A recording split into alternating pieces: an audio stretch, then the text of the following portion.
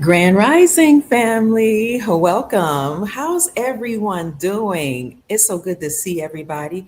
This is Tuesday. It is August the 4th, 2026. And as you all know, we are in a very special season. We are in the season of the Lions Gate portal opening.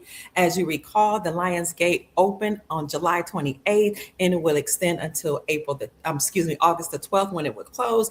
And the energy from this portal opening will be at its peak, around August the 8th.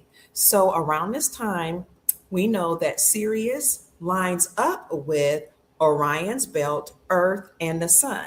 Another way to say is a Sun in Leo lines up or lines with all of the stars, including Sirius and or the Orion's belt and some of the other stars as well. And as you all know, if you are from an indigenous culture, many people say that we came from Sirius B. So this is why this is a high vibrational time, a high manifestation sign for the human population or the human race, and especially from those that came from Sirius B. So while these stars are lining up with each other, it's a wonderful time to speak to your ancestors, to light candles, to do whatever rituals, sing, um, and dance and hold in your mind and energy the things you desire to bring forth into your reality, and it will speed up quickly around this time. Everybody knows this because they studied indigenous culture.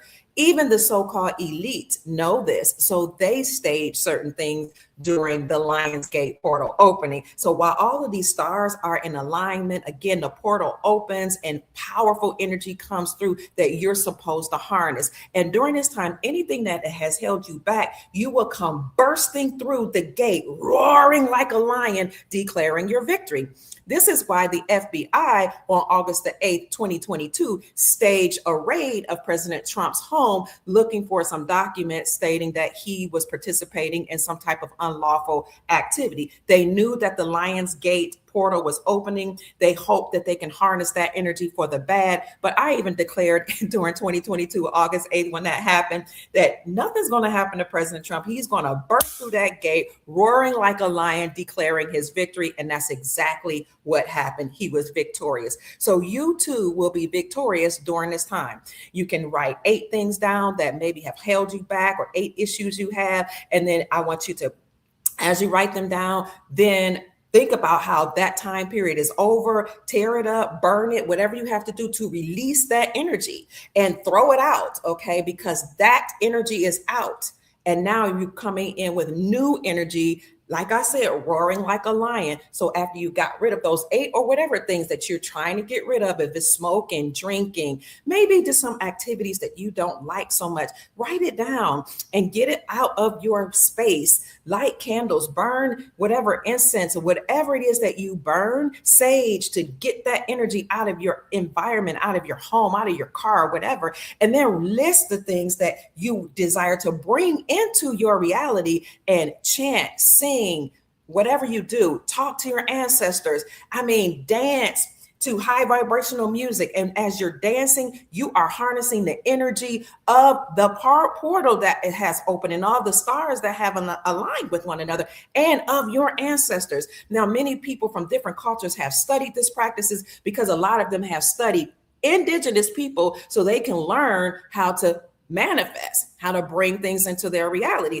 because most human beings came from the indigenous people or the original people, the people from the sun, the people from Sirius B. So since they know that part of their genetics came from us, they study us so they can learn how to either live a certain way, or even sometimes they'll change that energy and do some other type of things in there so they can learn how to manipulate the energy to enslave indigenous people, because you have some very sick people in the world. But again, you have human and man, and then you have mankind, or a kind of man that was drafted from the indigenous people and mixed with other DNA, other extraterrestrial DNA, other animal DNA, or whatever. And this is why when that gentleman so-called landed on the moon, he said this is a giant step for man and this is a step for mankind, but a a step for man, but a giant step for mankind, because landing on the moon, so-called landing on the moon, or discovering another planet, is just a step for indigenous people or people from the sun, because that's nothing. We've been doing that forever. But it's a huge, giant step for the kind of mankind, those that were grafted from the indigenous people. So this is a high manifestational time, family. I like I said, 8-8 is very, very powerful. Now, I know this is the eighth month in the Gregorial calendar. The another calendar made the eighth month may be in October, right? Oct is 8, Octo is 8. However, since this reality deals with the Gregorian calendar, you can actually do these rituals here and again in October. Oct means 8. That's the Julian calendar, October, I've been told. So it doesn't matter how you do it. 8 is a high vibrational number. While we're in this their Lionsgate portal, we're going to harness that energy. 8 is not only a high vibrational number because it's the eighth month, but 8 is a number that resonates with prosperity. 8 is a number that resonates with wealth and abundance. Therefore, you can bring this into your reality even stronger or faster during this eighth month. So come on in. We have almost 200 people in the chat. Hit that like button. We're going to get started in just 1 minute, because I just came upon some information that we already knew, but God, my God, when you see it with your eyes, it's very telling and disheartening about how foreign nationals have come over here and trafficked drugs, people, children, harvested our organs, and did all type of nefarious things in the so-called Black community. It's egregious what they've done to us and what they've been doing to us. They all got to go. Come on in, check in the room. When I tell you I got upset, I burnt my beans, just forgetting the beans were on the stove, but I was able to salvage them. Come on in, family. We'll get to it in just a minute.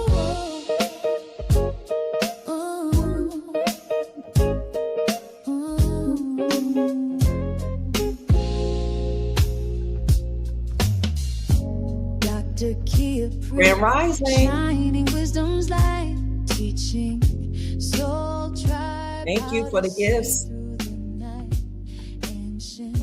8 is infinity. Absolutely. Hey, soul tribe. A kind of man grafted by Yahweh. You have beings that were a kind of man grafted by Yahweh, the God of the Bible, who is an extraterrestrial, who is most likely Enlil. In fact, he is Enlil. The Elohim, the Nephilim that came to the planet, grafted out genetics or genes from the indigenous people and created another being. We all know.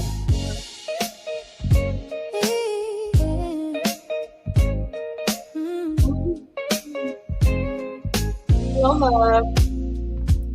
Greetings.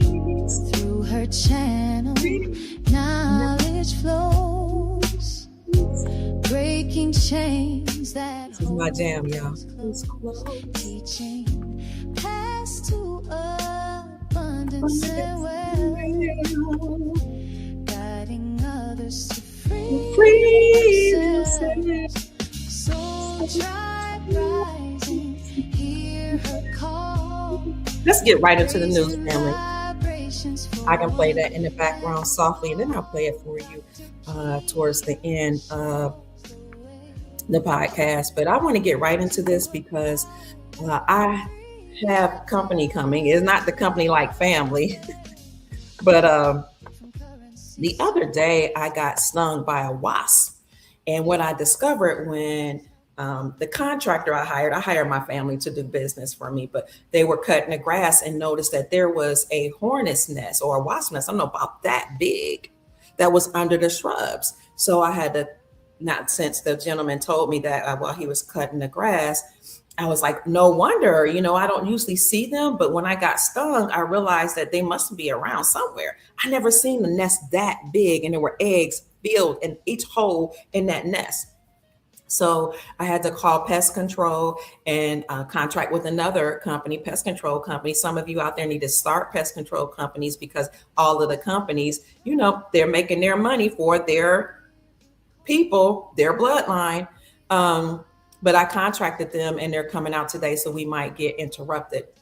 I'm grateful that they'll be here, and they were very affordable. So they're going to treat all of the shrubs, and you have shrubs. I have flowers around my home, and they're going to spray all around the fence, all around outside of the home, and even inject things in the ground, because although I want to see hornets and wasps live, not at my expense, right? And I have grandchildren, so we had to make sure we did that. And they're going to come sometime today between now 2 o'clock p.m. Eastern Standard Time and 5. So I'm going to get right into the news. Um, oh, it's Obama's birthday today. So let me tell you something, family. Before I get into this, excuse me, I went to the farmers market today, and then I went to the fresh market, and I'm excited because I bought a loaf of bread. I'm cutting it, I'm slicing it, and slicing it right now. And the way I was told to preserve this, because it has no preservatives in it, is to cut it and then put it in the freezer. So that's what I'm doing right now while I speak to you. If you all know people that can bake, ask them. Excuse me, let me take off this camera right quick. Sorry, let me check my phone. Ask them to start baking again. Baking fresh bread with no preservatives, no additives, so that you and your family can eat well. And this is what I'm trying to do: prepare my grandchildren, because I'm leaving a legacy for them. And my desire, my legacy is for them to be people of integrity who are healthy, wealthy, and wise. So what I do is I live before them that way. I'm a woman of integrity. I'm an honest person. However I live during the daytime is how I live at night. And what I desire for them, again, is to be healthy, wealthy, and wise. So I eat healthily.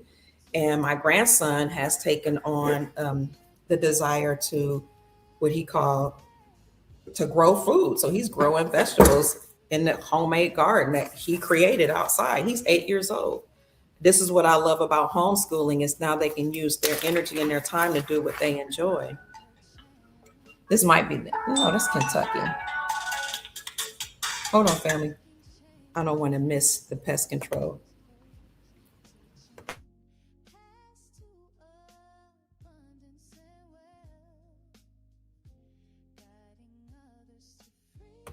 Well, that wasn't pest control. So now I have these nice slices of bread that I'm going to put in a freezer bag and freeze it. And they said you could just take it out the freezer bag, put it in the oven or in a toaster, and you have fresh bread that you can serve each day. He said take it right out of the freezer and serve it.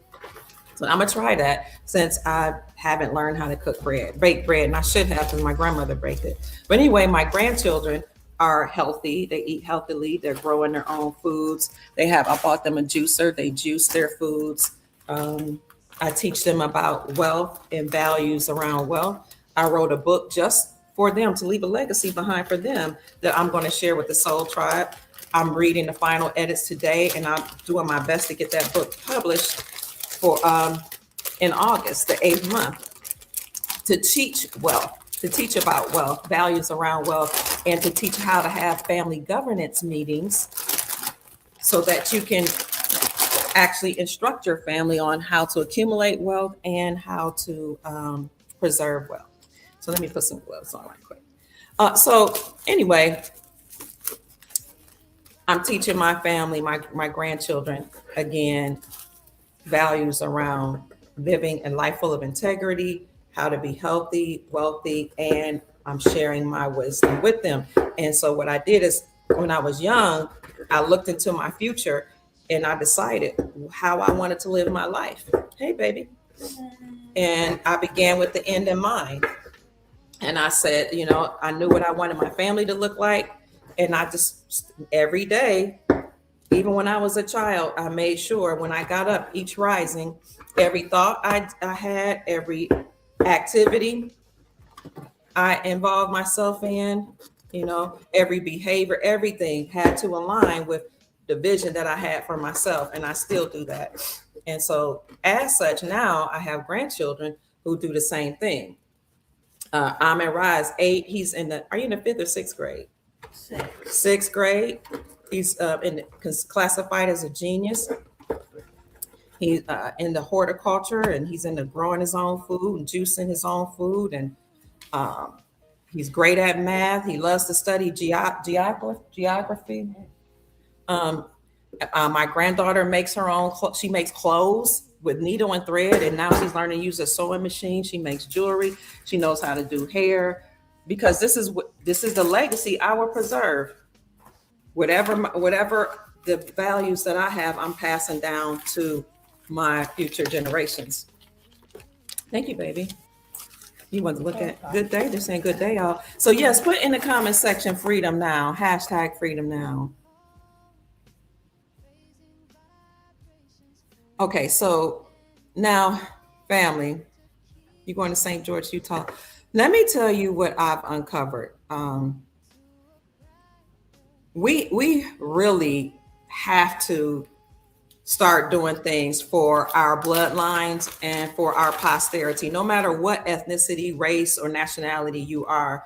But let me tell you, especially if you are indigenous and classify as Black, because everybody else, uh, they are they are doing certain things to make sure that their bloodline is correct, even if it means they're living off the estate of indigenous people, the energy of the indigenous people, the wealth of the indigenous people. They couldn't care less. They don't give a darn. I'm telling you what I know. It's sad. It's a little frustrating. But what I most recently uncovered was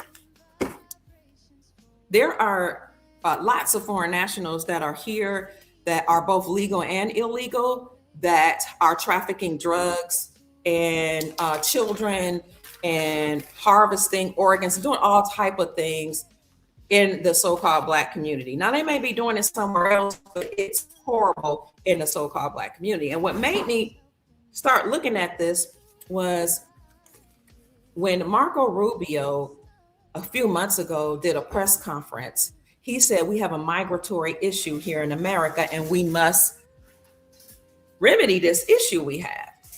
Once he made that statement, he said, listen, I'm a son of immigrant parents, and I know that there have been a lot of people that come from abroad here to America seeking a better opportunity. But what we have here is a problem with people flooding our borders, flooding our airways, doing whatever they can to come into America, not necessarily seeking better opportunities for themselves alone, but also bringing issues that is causing problems for the American people.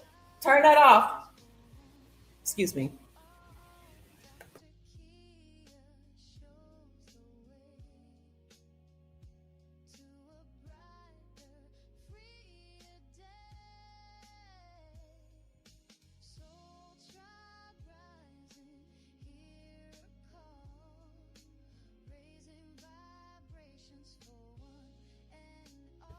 So Marco Rubio said, we have a problem here where you have a lot of people coming from different countries that are taking the jobs, that are establishing businesses that are not helping the American people. So he said, we got to do something about this problem. And when he said that, there was an East Indian woman from the continent of Asia that said, wait a minute, Indians have contracts with the United States government. And when you say you have to end this migratory issue, you're talking about H-1B visas, and we have contributed to the economy in America. And so Marco Rubio said, yes, and so has my family as being a son of immigrant parents. However, there's a problem with people coming in here that's seeking so many opportunities and doing so well. The American people are struggling. So I thought, there's something they want me to know about this. Either the people in power want me to know something about why this Indian woman was at that conference, or the ancestors are telling me to wake up. Because when she said we have a contract with the American government, that did something to me. That woke something in me, unlocked something in me that caused me to research. I was like, why would East Indians have a contract with the United States government? And then all I could think about is how they're doing the best here in America. Now, if you were East Indian and you're a benevolent person, we're not speaking about you. Although you do need to be going back home to take care of your own country to make India great again, especially when you consider all the things that's going on in East India that you and I both know about in terms of the economy, in terms of the infrastructure, in terms of the sewage problems, and in terms of a lot of things going on in India. People need to be there making their country great again. But instead, what we see is a lot of them coming here. And when Marco Rubio was talking and that woman waved her hand and said, wait, we got a contract with America. I said, wait a minute. East Indians, so-called Indian Americans, they're at the top of the social economic strata. They're making at least on average $100,000 a year. And then the Filipino Americans make $83,000 per year. And then the Taiwanese Americans make $82,500 a year. And then the Sri Lankan Americans make at least $74,000 a year. I'm talking about on average. And then the Japanese Americans bring home 72.3, and then the Malaysian Americans 70,300. The Chinese are bringing on average 69,100. Pakistani Americans, which they're Pakistani nationals, not Americans, they're bringing in 66,200. And then so-called white Americans, European Americans, more correctly put, are bringing home about 5,900. No wonder why they're angry, because look at all the people living better than them, above them, when they were the only ones living better than the so-called Black indigenous people here. Then you have the Korean Americans making 5,200 a year, and then you have the Indonesian Americans bringing an average 5,000. Indonesian make 57,500. The average American making 56,200. Average American. Taiwanese, the Thai people making 55,000. Bangladeshi making 50. Nepali Americans making 43,500. Hispanic Latino Americans bringing home on average 43,000. And then way at the bottom is the African American, the so-called Black, autogenous, indigenous, Negro, Niji here in America at the bottom at $35,000 on average per household. Why is it that everybody else is doing so well? Why is it that Black Americans, the indigenous people who were the prisoners of war, are at the bottom? It's because a lot of people here were contracted with United States Incorporated and allowed to come here on various types of visas, both legally and illegally, while they were accessing our states, while they were giving contracts, while they were allowed to have government benefits. And who's paying the cost? Except for the indigenous original Americans here and some United States citizens that are not really American. They may be called American, but they're not American. They're from Europe.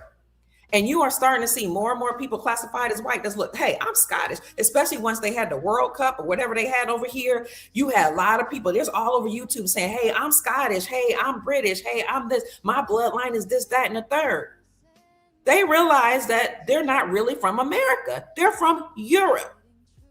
The East Indians are from Asia. The Chinese and Japanese are from Asia. Everybody on this list is from somewhere else other than the Black Americans classified as Black, but really the autogenous original American here. Prisoners of war who were in prison allegedly by the Moors that came from Spain and were kicked out of Europe in 1492. Now we know that they ruled Europe from 711 to 1492. As soon as they got kicked out, they came here and enslaved the African American, which they call us African American, the indigenous people here, but they brought the European slaves with them and they put them in certain colonies that they established, gave them jobs, gave them positions,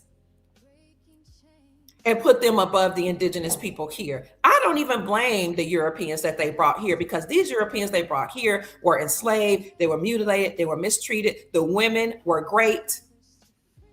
The Moors, allegedly, the so-called dirty Moors, who aren't even American and they're not indigenous, their bloodline comes from another planet, brought them here to colonize and enslave us. And they did all type of things with their genetics and manipulated their genetics. And some of them were homegrown in laboratories that they brought over here.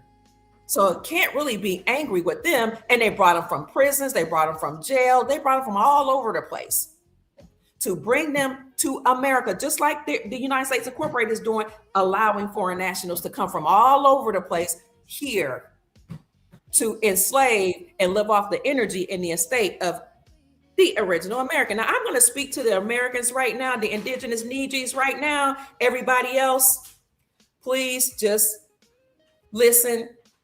I'm speaking to the people classified as Black. What I need for us to do is I need for us to stand up in our integrity and our kingship and godship and recognize who we are as the God beings that sprung from the soil here. Everything started in America. America is Egypt. America is Babylon. America is Jerusalem. America is Morocco. America is everything. Even the Garden of Eden started here in Florida. You can even look that up. Gopher, the gopher that Noah's Ark was built upon or from, is only grown here in Florida. You need to stand up and recognize the gods that you are and know that everybody else came from you. They were grafted from your genetics so that you can stand up and walk in the honor and integrity of your ancestors. And let people know that they, if they're going to be here on your land, must also walk in honor and integrity and treat you like the gods that you are. And if they cannot do that, then you and I need to be doing what we need to do to operate at the local level to get people up out of here. And we need to buy up the block, buy up the land, because all these people that's been coming here, Europeans included, have bought up our mounds that they call country clubs. They bought up our burial grounds that they call other places. They bought up our cathedrals and our temples that they now call colleges and courthouses. They bought up everything in order to establish themselves and our land on our indigenous people's grounds.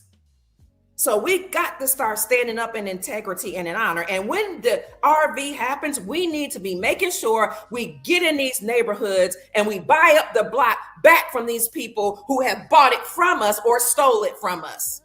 And we need to start schools and educate our own children. We need to clean up the drugs that's in the communities. I'm going to get on that in a minute. We need to take care of our own people because their hospitals are killing our people. We need to work at the local levels and do whatever we can to reestablish ourselves as the kings and queens and gods that we are, and accumulate wealth that we can pass down to our posterity. You don't even have to wait until the RV happens, the revaluation of currencies or the global currency reset or whatever happens. You need to be accumulating wealth now.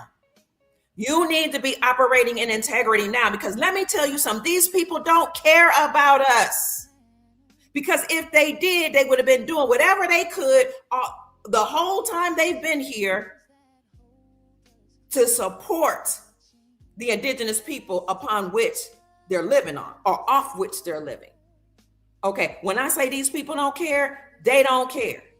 And I'm not talking about the people on the peripheral who have supported indigenous people or who have walked in integrity and honor. I'm talking about the massive amount of people that came here to the Americas to live off of our energy and to live off of our estate and to live off of our credits and to live off our social security numbers that's attached to central bank systems where our wealth is stored. I'm so upset today because I live in Florida and I live in the Jacksonville area. So I know people that are working for Lyft and that other thing where they drive for people. I can't think of the name of it. What's the other name for Lyft? Where they go and they drive people around, people that need rides. Uber. And what these people are telling me is that the Black community in Jacksonville, Florida, a great majority of them on the north side are walking around like zombies. They're walking around out of their minds because they have been on drugs for generations. Oh, it was crack, it was heroin, it was the other cocaine. Now it's flocka, which I never heard of in my life, also known as flock. And it's fentanyl. So when these Uber drivers and Lyft drivers, because some of them are, I know some of these young people that are working in this area were telling me Black folks are walking around like zombies and the women are prostituting their bodies and people are selling their children for drugs. I asked myself, where are all these drugs coming from and why is this father was addicted to drugs. His generation was addicted to heroin, and the generation before that was addicted to something else. What is going on with these drugs being flooded into the Black community? Where are the drugs coming from? Who is laundering the drugs? I already reported how some of the people from these Arab nations that owned gas stations and convenience stores were running drugs through their shell corporations called convenience stores and gas stations. This is why you see police officers always lined up there. Every major city, Cleveland when I lived there, Louisville, Kentucky when I lived there, Jacksonville, Florida, they all have police officers that are friendly with the Arab community that owns these gas stations and convenience stores. And I didn't understand what was going on, but it wasn't my business. And, but I noticed a lot of drug activity going on there, and I would try to stay away from that area. But during 2020, during the global shutdown, I noticed that there were key stores, convenience stores, and mom and pop stores that were owned by Arabs and other nationals and East Indians that were open during the pandemic. And I asked one brother who was working in one of those stores, why are these stores allowed to stay open in 2020 and everybody else is closed? That's when I had an awakening. He said, because they're running money laundering through here. They're running drugs through here. They're flooding our community, the Black communities, with their drugs. So the East Indians who have contracts with them, I forgot about that comment until I heard Marco Rubio say that a couple months ago. They have contracts with the United States Incorporated. They get grants. They get money to fund their businesses. They're shell corporations in our community where they run drugs and all type of other things, automatic weapon parts. So that was in 2020. I was like, oh my gosh, that's interesting. But when Marco Rubio said that at a conference the other day, we have a migratory issue. And that East Indian woman said, hey, we have a contract with the United States Incorporated. If you attack migrants and immigrants, then your economy will essentially be impacted. And he said, well, we'll have to deal with that. And it's going to be uncomfortable for a while we go through these issues, but we have to mitigate this problem. So I asked myself, what problem? And I started doing some research. A lot of East Indians are here on H-1B visas.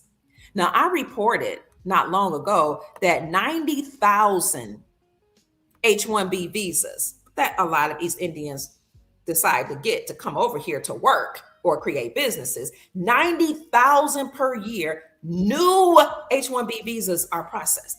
That's just that person, the persons. And then 90,000 in addition to that would be their spouses, because not only do they come here on H-1B visas, but then you also recruit their spouses and you give them an H-1B visa. So that's 180,000 new H-1B visas processed here in America per year. In addition, you have 400,000 H-1B visas renewed each year. Currently, there's an estimated 500,000 to 730,000 total active H-1B visa holders here in the United States, with Indian nationals making up over 70% of those. That's 283,000 to 500,000 individuals of the total group. 500,000 or more are from East India, and the rest of the 30% foreign nationals are here on H-1B visas. What kind of jobs do they take? They take jobs in the hospitals.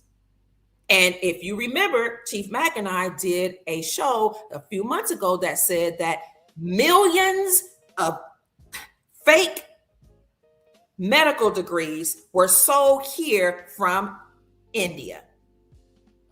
Millions of fake medical degrees. That means you have a whole lot of people operating and practicing medicine here in America on fake medical degrees. Millions of fake medical degrees, million of fake nurses licensed. Not just sold to Indians, but other people as well that are foreign national. But let's stay there with the foreign nationals from India practicing medicine here. They come here on H-1B visas to practice medicine. But let's look at what else they're known for practicing. They take 4 major white collar jobs. If you can't remember what those are, just remember FEMA: finance, engineering, medicine, architecture. Finance is dealing with your money. Working at the banks.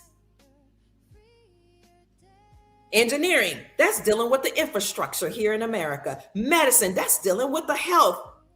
You wonder why so many misdiagnoses are occurring here in America? Well, maybe it's because a lot of people are practicing medicine with illegal, unlawful, fake medical degrees.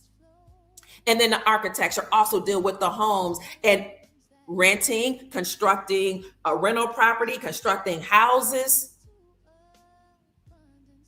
So that's just the top 4: finance, engineer, medicine, architect. Then we uncovered how there's even a lot of them taking over the blue collar jobs, the factory jobs, Amazon, what FedEx. A lot of people are here on H-1B visas taking those jobs so that your children, whether you're a United States citizen that's here legally or not, or you're an American national here that sprung from the soil, your ancestors sprung from the soil, you wonder why your children or your mom and dad or your aunts, uncles, nephews, cousins, friends, husbands, wives can't get a job? Because they've taken the jobs in the top white collar positions and in the blue collar positions. And it's just not just H-1B visas.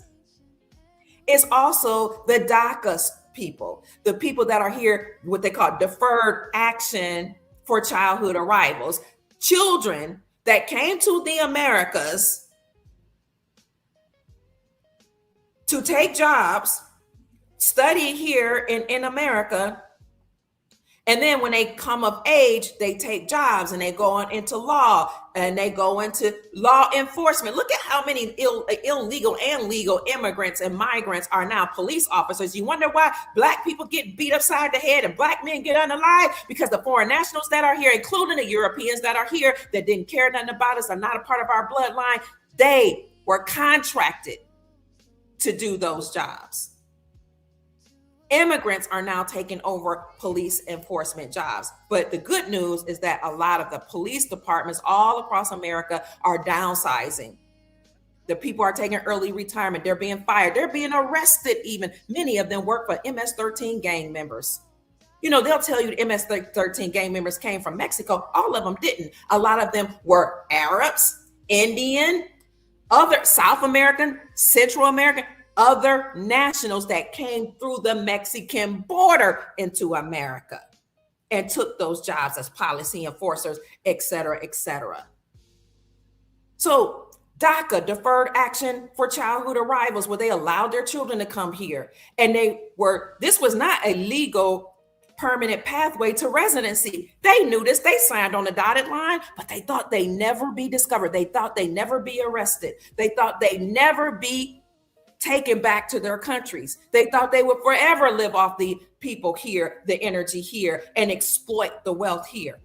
So now you have people yelling and upset, protesting against Marco Rubio, protesting against President Donald Trump. But what they don't understand or overstand or understand, I don't care how you spin the word, is that this is the time for the indigenous people to take back their land. We don't want reparations. We demand and command restoration, and the ancestors that have returned are commanding the same. So what I'm saying to you, indigenous people, is wake up. Get off the drugs. Get off the breast of the government. You don't need the titty of the government to sustain you. You know how to deal with the land. They'll tell you, if we all go back to our countries, y'all won't know how to grow the foods. That's the same thing they said in South Africa and in Zimbabwe. The economy is going to fail if the Europeans and the foreign nationals don't grow the land. Are you kidding me? We taught people how to grow land, how to grow food from the land, spring from the soil. We sprung from the soil, therefore we know how to work the soil. Get back to the land. Get your grandmother out of the nursing homes. They're collapsing. Foreign nationals that were recruited to come here to take care of your elders are now being deported, and some of them are self-deporting. Go get grandma and grandpa out of the nursing home. Bring them home so they can now bake the bread for us to eat in the bakery, so they can pass down information and knowledge and wisdom to the younger generations. But let's get back to the Uber drivers and Lyft drivers with whom I was speaking. They were telling me about Flocka and how Flocka, which is some drug that came out around 2015 to 15s, it was then classified as a new drug, is taking over the north part of Jacksonville and many major cities in America. And guess where this drug is being laundered? Through motels. Don't believe me? Look it up. I'll just give you a few articles. Oh, yes, I'm disturbed that this has been allowed to happen. Flocka, also known as Flock, sales at Northside Motel targeted in months-long undercover drug operation. So I was like, Northside, that's where a lot of the indigenous people, Black people live. I would say, why would they say Northside Motel? I want to know what is the name of the Northside Motel and who owns it. Because when the Uber drivers told me that a lot of Black Americans are strung out on Flocka, and a lot of the hotels and motels on the north side of Jacksonville and other major cities in America, when these hotels are running drugs through them, I already knew who owned the motels. Because I reported months ago that 50 to 80% of the motels are owned by East Indians. 80% of the convenience stores and gas stations are owned by East Indians. Now the motel industry has gone to hell. They're filthy, they're dirty, and they're drug-ridden, and a lot of drug and crack addicts and heroin addicts and Flocka addicts live there. Because just like that woman said when she was speaking at Marco Rubio's conference, we have a contract through our H-1B visas and other visas here with the United States government. You can't get rid of us. Just like she stood in her boldness and her power saying that, now I see she was telling on herself. The sheriff office said the work isn't finished cleaning up problems at the property on Gulf Fair Boulevard. If you're from here, you know about Gulf Fair Boulevard. I'm new to Jackson, about 5 years, but I've come to know Gulf Fair, Moncrief, those are indigenous names, but those areas, drug-ridden. But they'll say, when you look on YouTube videos and you read articles, oh, the Black community is so bad, it's full of crime, it's so full of drugs, don't go there, don't live there, it's horrible, the economy is bad there, the people are horrible. Why are they?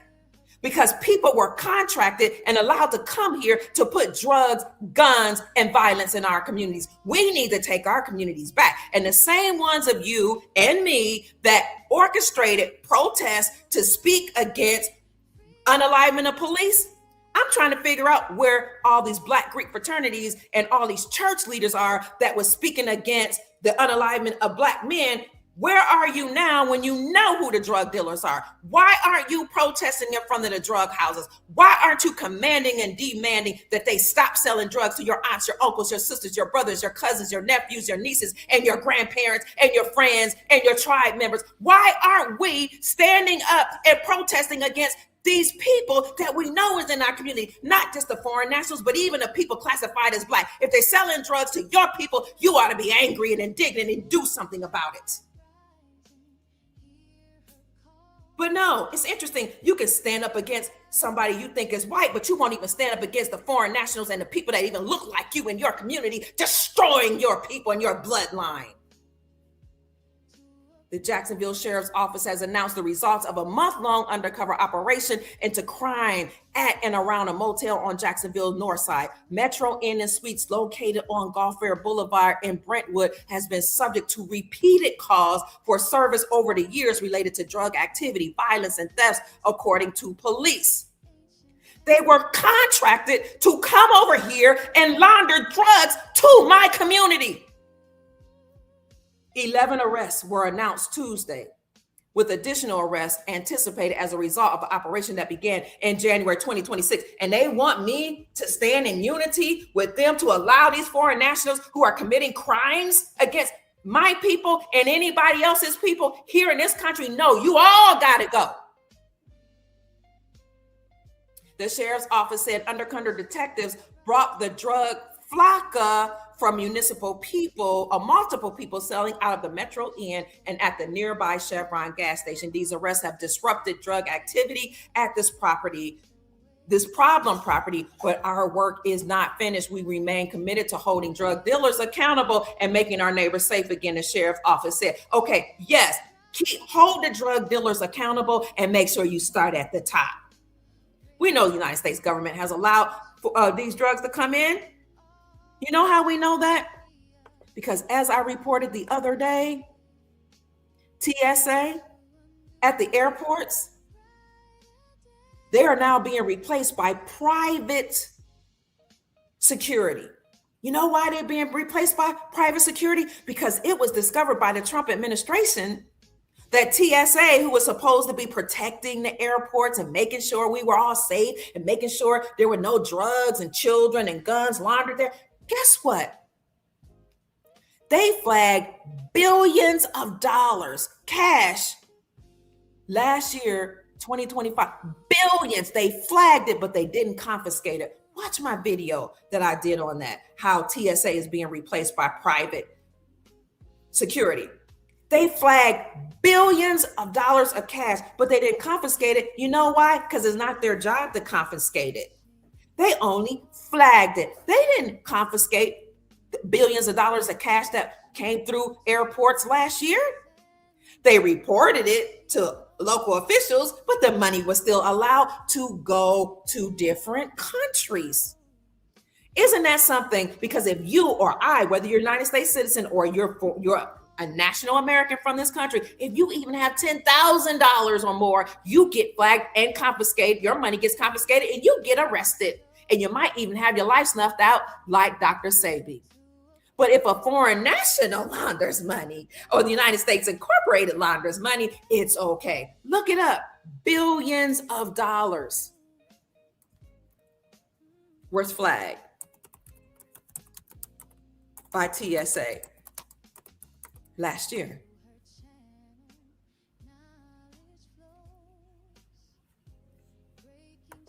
You got to look at that report I did because I went into detail about how this has been allowed to happen. Federal data and congressional hearings revealed that the TSA flagged approximately $692 million in cash. That's just leaving Minneapolis St. Paul International Airport alone. Airport and passenger luggage. This volume dramatically outpaced outflows at larger U.S. hubs, promoting or prompting federal probes into potential money laundering. They know it ain't potential my behind, my potential my eyeball. It ain't no potential. You know it was money laundering. And interestingly enough, it was leaving Minneapolis St. Paul International Airport. Isn't there a very big foreign national community in Minneapolis? Didn't they get discovered for laundering billions of dollars?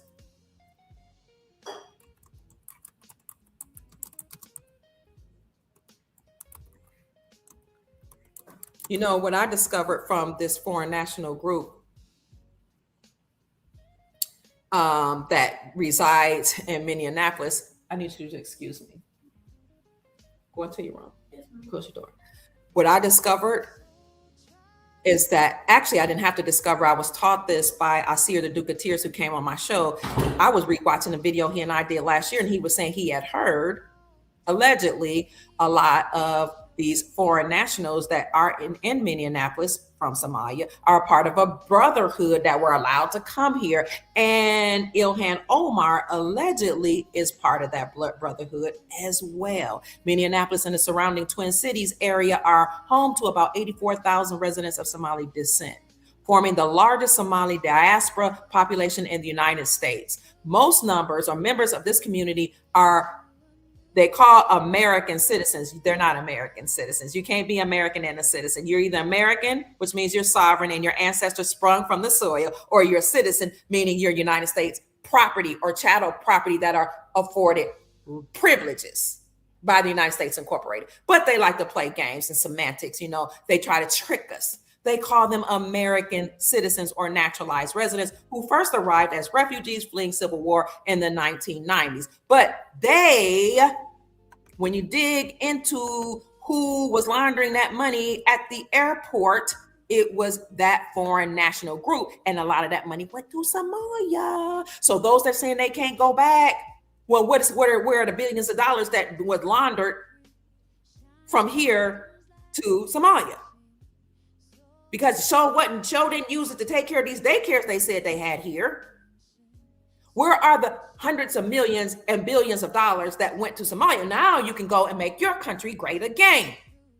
All these people that's here that's either trying to tether themselves to us now because they don't want to leave, tether themselves to so-called Black Americans. Oh, we're party. No, we're cutting the cords, because when we told everybody to stand with us, a lot of people, brown, European, otherwise, I don't care if they were from the Caribbean, I don't care if they were from the African continent, I don't care if they were from Asia, they made sure that they separated themselves from so-called Black people. And they even tell you they were told, they were trained to stay away from the Black community, stay away from Black people. They are lazy. They don't take advantage of the opportunities in America. They need to pull themselves up by the bootstraps. Stay away from them, but put your businesses in their communities and get government contracts and government grants and government money and a fake Social Security number that's really attached to their estate, and make yourself rich and send that money back to your country and make it great while you pretend like you're struggling here in America. Because remember, they all came here with only $5 and a dream. Old childhood saying comes to me: liar, liar, pants on fire. People classified as Black, African American, Negro, colored, and otherwise, wake up. You're the indigenous gods that sprung from this soil. Go and get your relatives, wash them up, clean them off, bring them home, and establish your estate and your empire. Because everybody else got to go. They can all go back home and make their countries great again. Why don't people want to go back home to their own homelands? We didn't invite them here. But they came here and they operated in such arrogance and such entitlement. And they wanted to be in close proximity to whiteness, and even their status is white. Don't you dare call them Black. I don't blame them. I wouldn't call myself Black either. Black is a status in law that means you have no lawful standing. It means you're a slave. You're worse than a slave. In fact, they consider you dead. That's why the judges wear black. They're conducting a funeral in the courtroom for their United States citizens and for the indigenous American here. And for all of you that's tired of hearing it, I'm going to say it until I'm blue in the face. American, according to the 1828 Webster definition, is the copper-colored races discovered by Europeans, but now applied to Europeans. It can be applied to a European all day long. That doesn't make Europeans Americans. They are United States citizens. They are not lawful United States American nationals. They are legal citizens.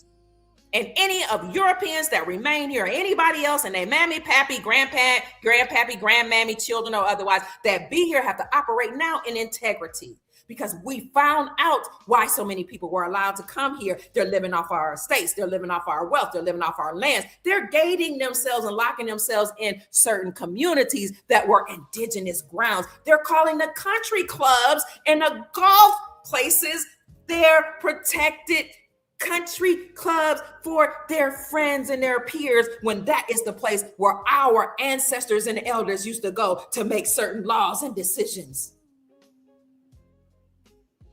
Everybody got to go, either willingly or unwillingly. And if anybody's allowed to remain, they have to operate in integrity.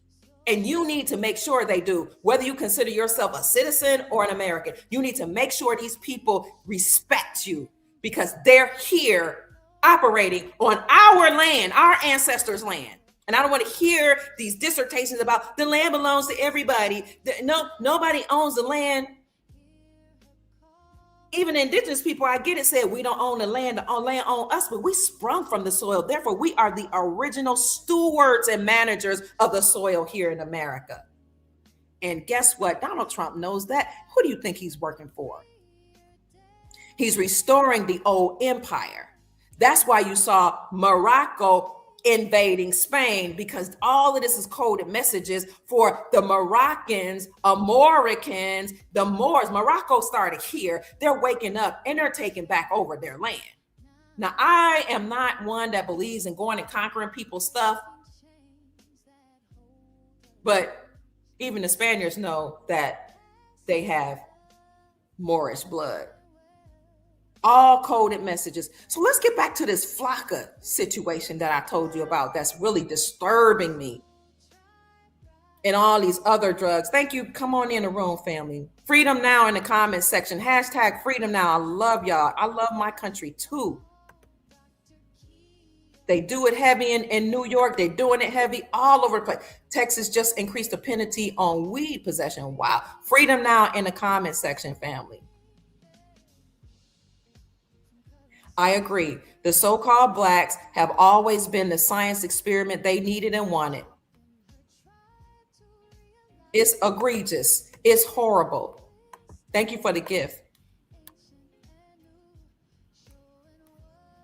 It's like everybody was allowed here to try to replace us, but you cannot.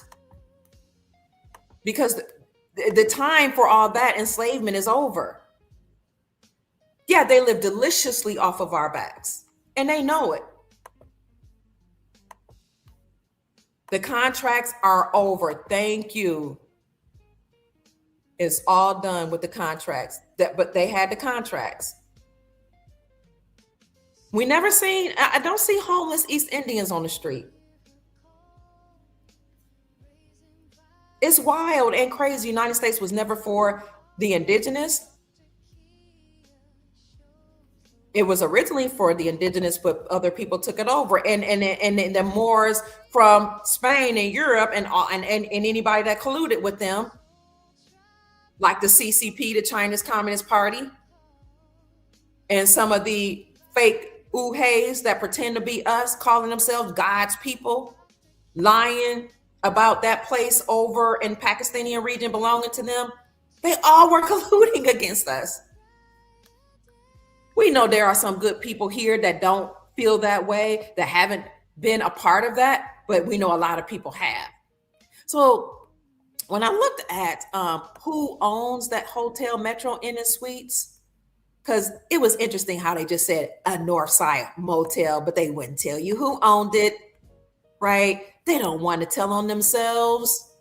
Metro Inn and Suites in Jacksonville, Florida, located at 1055 Gulf Fair, was previously registered under the corporate entity Metro Inn and Suites LLC, which listed Pankaj Brahmapat as president and Shaibala Brahmapat as vice president. However, state record shows this company filed for voluntary dissolution April 2023. However, those are the original owners. So I said, that name looks kind of East Indian to me, where this Flocka is flooding and where their mass arrest occurred recently. And so I said, well, I don't want to assume, although I know that some say 50 to 80% of the motels owned in America are owned by East Indians, mostly who are related to the Patel family. I didn't want to just assume that these were East Indians. So I said, well, let me see what that name is. It could be anything else. So I asked, is that an Indian name? And I don't know, AI could be making a mistake, but they said, yes, Pankaj Brahmapat, often spelled or misspelled as Ankaj, is a traditional Indian name. Pankaj is a common Hindu given name meaning lotus. And Brahmapat is an Indian surname primarily found in Gujarat and among the Brahmin community. Did not I tell people that most of the East Indians here are from the Brahmin community? Do you not know who the Brahmin community is? They're at the top of the social economic strata in India. You know, India has a caste system just like America. We call it class system. They call it caste system. The Brahmins are at the top. The untouchables, the real dark Indians, they don't have any dealings with them. That's why you don't see a lot of them here. They're hidden away, the dark ones that look like the originals, but the ones that have lightened themselves up by mixing with Europeans and their colonizer, and that lighten their skin up with bleach and marry into European families, the Brahmins are allowed to come here. When they lie to you and say they came here on $5 in a dream, they're lying. They come here either on H-1B visas, or they come here because they sent their children here on deferred action for childhood arrivals, and they act like they don't understand that deferred action means that you won't be deported right away. It was deferred, it was put off. But the same government, the same entities, the same what do they call it? USCIS, the same immigration officers that use their discretion to say you can stay here for a long time and that your deportment was deferred are the same ones that's using their discretion to say your time is up because their contracts are up. This isn't just about the East Indians, but I'm telling you that a lot of them are flooding our communities with drugs. Remember how they said we had a drug crisis here in America? Well, when it was just us on drugs, it was us being drug addicts and needing to pull ourselves up by the bootstraps, and our children are super predators, and it's 3 strikes rule, you're out. You know, the rules that some people classify as black, you know, those ones that y'all voted for. Kamala Harris, her, and Joseph Robinette Biden that came up with this 3 strikes law in the Clintons.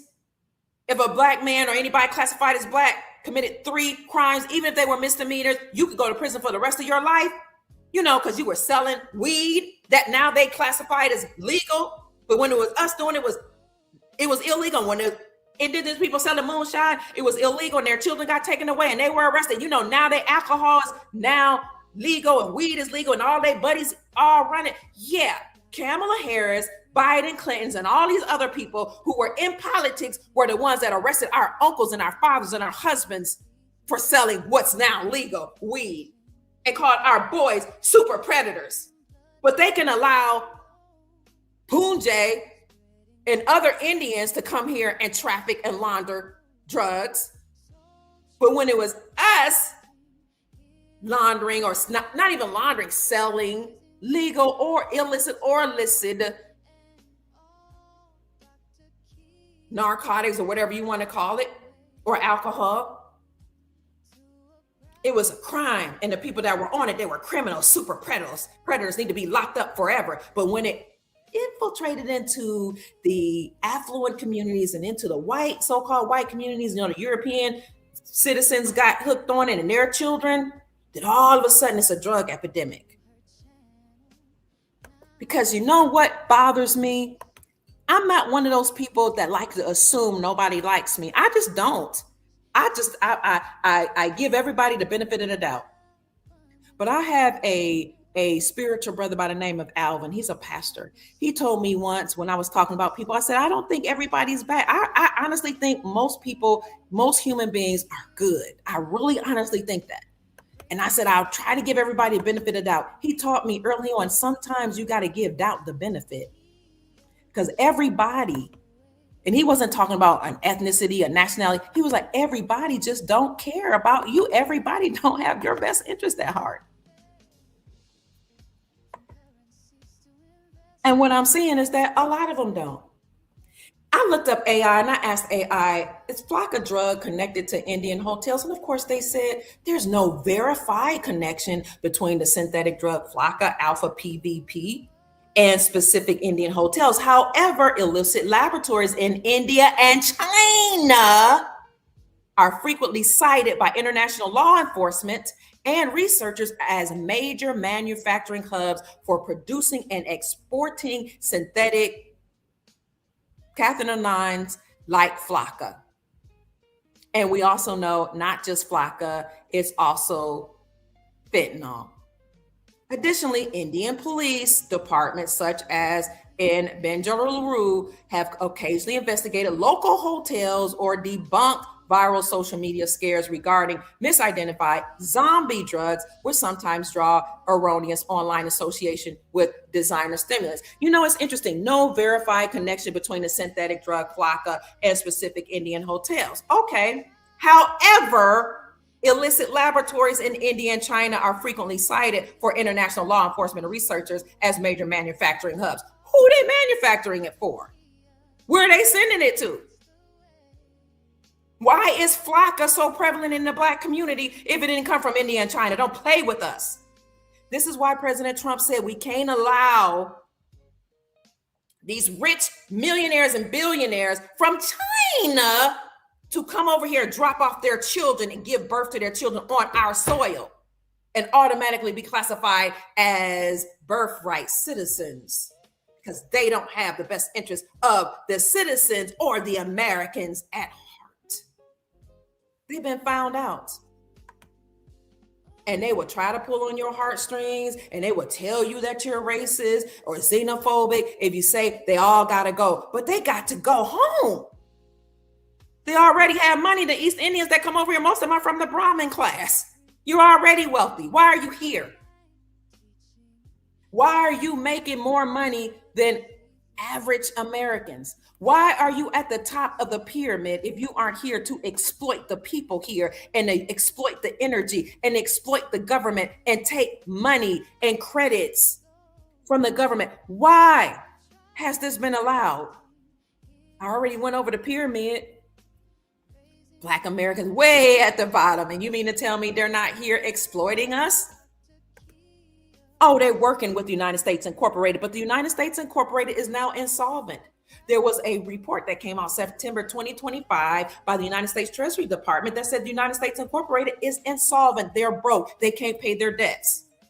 On top of that, countries all over the world have stopped trading or buying up United States Treasury bonds. Not only have they stopped buying the Treasury bonds, they've dropped them, meaning they're no longer buying up United States Incorporated debt. And this is how the United States Incorporated was operating. They were taking money that they were making from everybody, all these nations, buying up the debt, buying up the treasury bonds, and they were using it to recruit more foreign nationals and to do other things, as well as taxing us to the wazoo here, making all this money that they were paying to the British Crown and to their Communist Party buddies. All while living off the land and the wealth of the indigenous people here in America. Everybody was doing it. Everybody was colluding with the indigenous people in America. You want to know why? That black and white flag hangs flying in the wind that says POWMIA hangs at the federal buildings and the post offices now. And underneath that, it says, "You are not forgotten." Because Jacob Bay taught us that they were talking about the prisoners of war here in America. You are not forgotten. God is not forgotten. God is not forgotten. That's a whole song. Yeah, POWMIA flag. And people will argue out the wazoo. Oh, those about the prisoners of war from other nations. No, it's not about Black people. Because God forbid people classified as Black be considered prisoners of war. God forbid that we realize that we were imprisoned and exploited and mistreated. God forbid that we realize that we're the indigenous copper-colored races discovered here by the Europeans and that we are the original Americans. God forbid that we wake up and realize everybody's been eating off of us. God forbid that somebody is acknowledging us as the prisoners of war. God forbid. You know why so many people are angry that we've awakened? Because they lived off of our estate for so long and they've been lied to as well. They've been told they just niggas. They don't care about themselves. They're just on drugs. They have babies. They live off welfare. They don't take advantage of the system here. They're slaves from Africa. But now we're dispelling all that. We're not from Africa. We're from these lands here in America. We weren't chattel slaves from Africa. Some of us might have been enchained and sent to Africa and then brought back here and misclassified as Africa. But the few remnant that did come from here, they're not the many.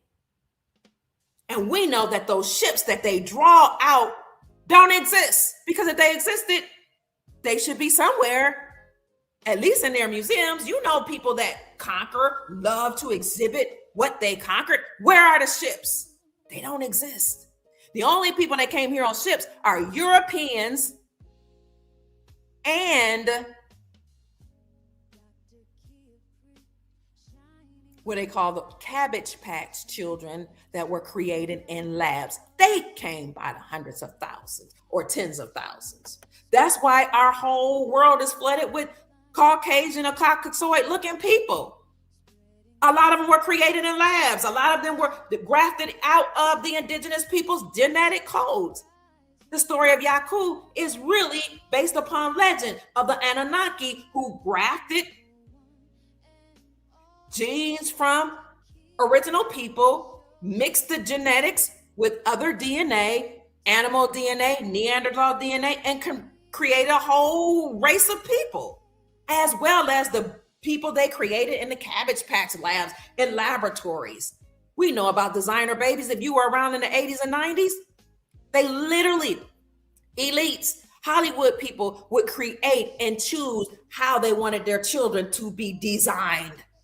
They were created in labs. That's why the sun is killing off so many people, because a lot of them aren't from this planet. In fact, a lot of people that are not indigenous, they will tell you their grandmother and great-grandmother was adopted. Why were they adopted?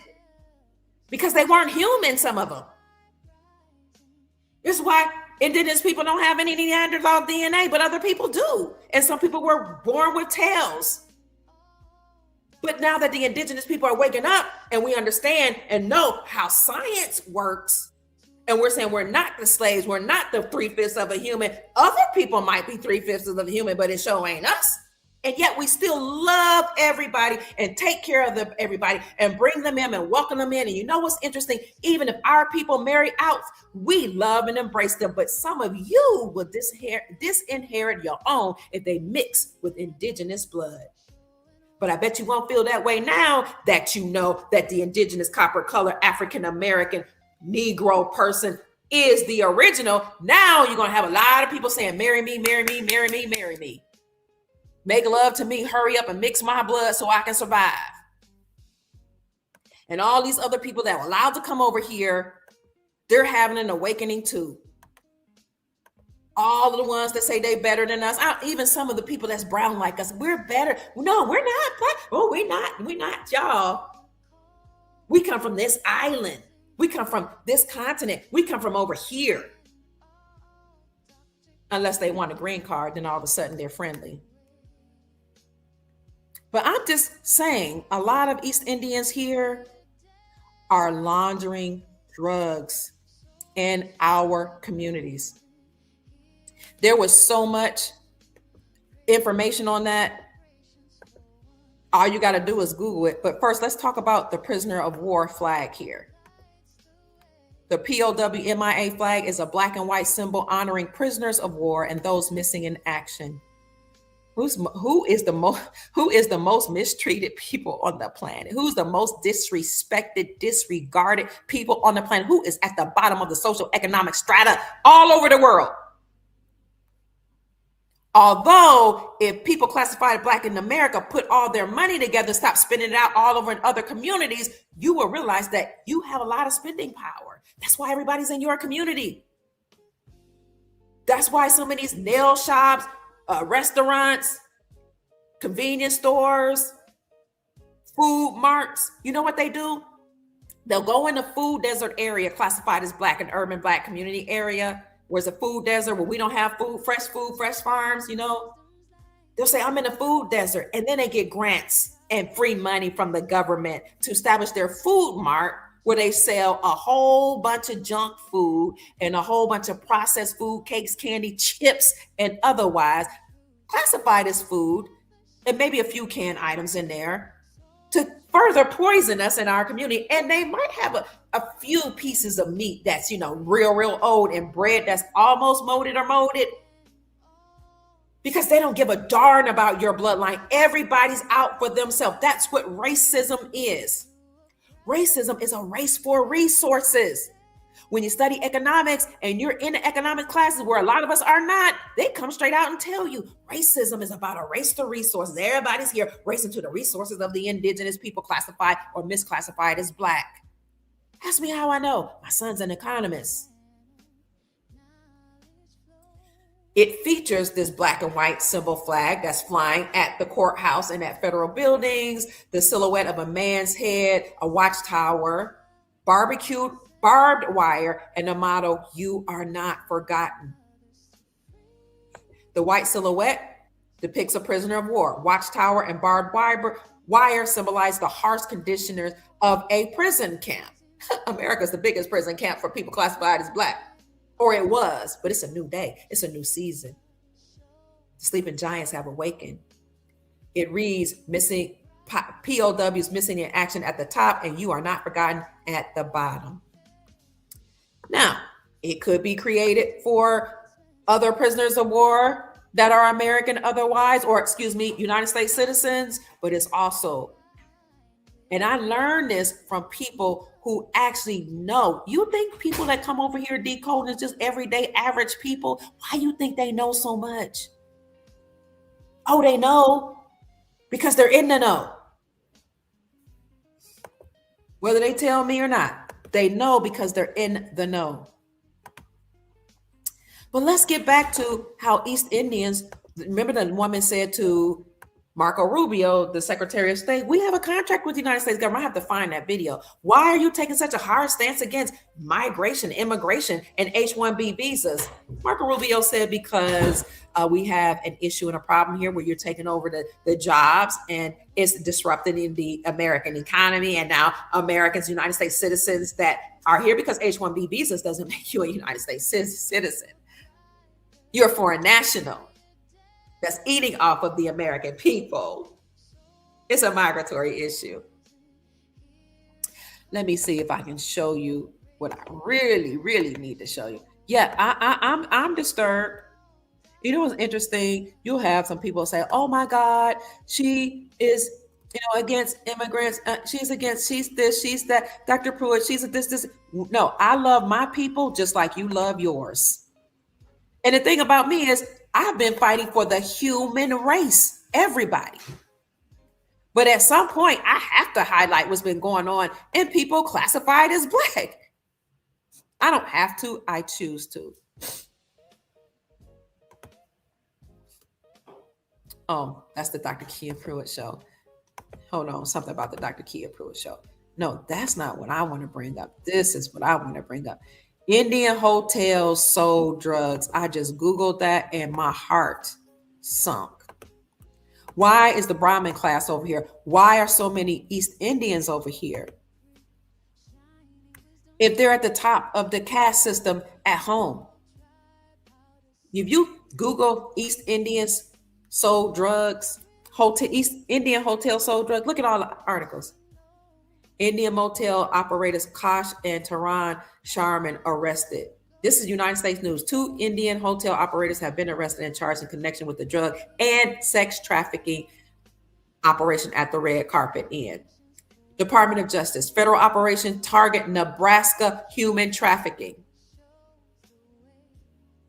Drug traffickers allegedly received protection from the law enforcement. Didn't I tell you that law enforcement has been working with a lot of these people that own convenience stores and gas stations? And that's why the police department and their police officers park outside the gas stations. They're protecting their investments.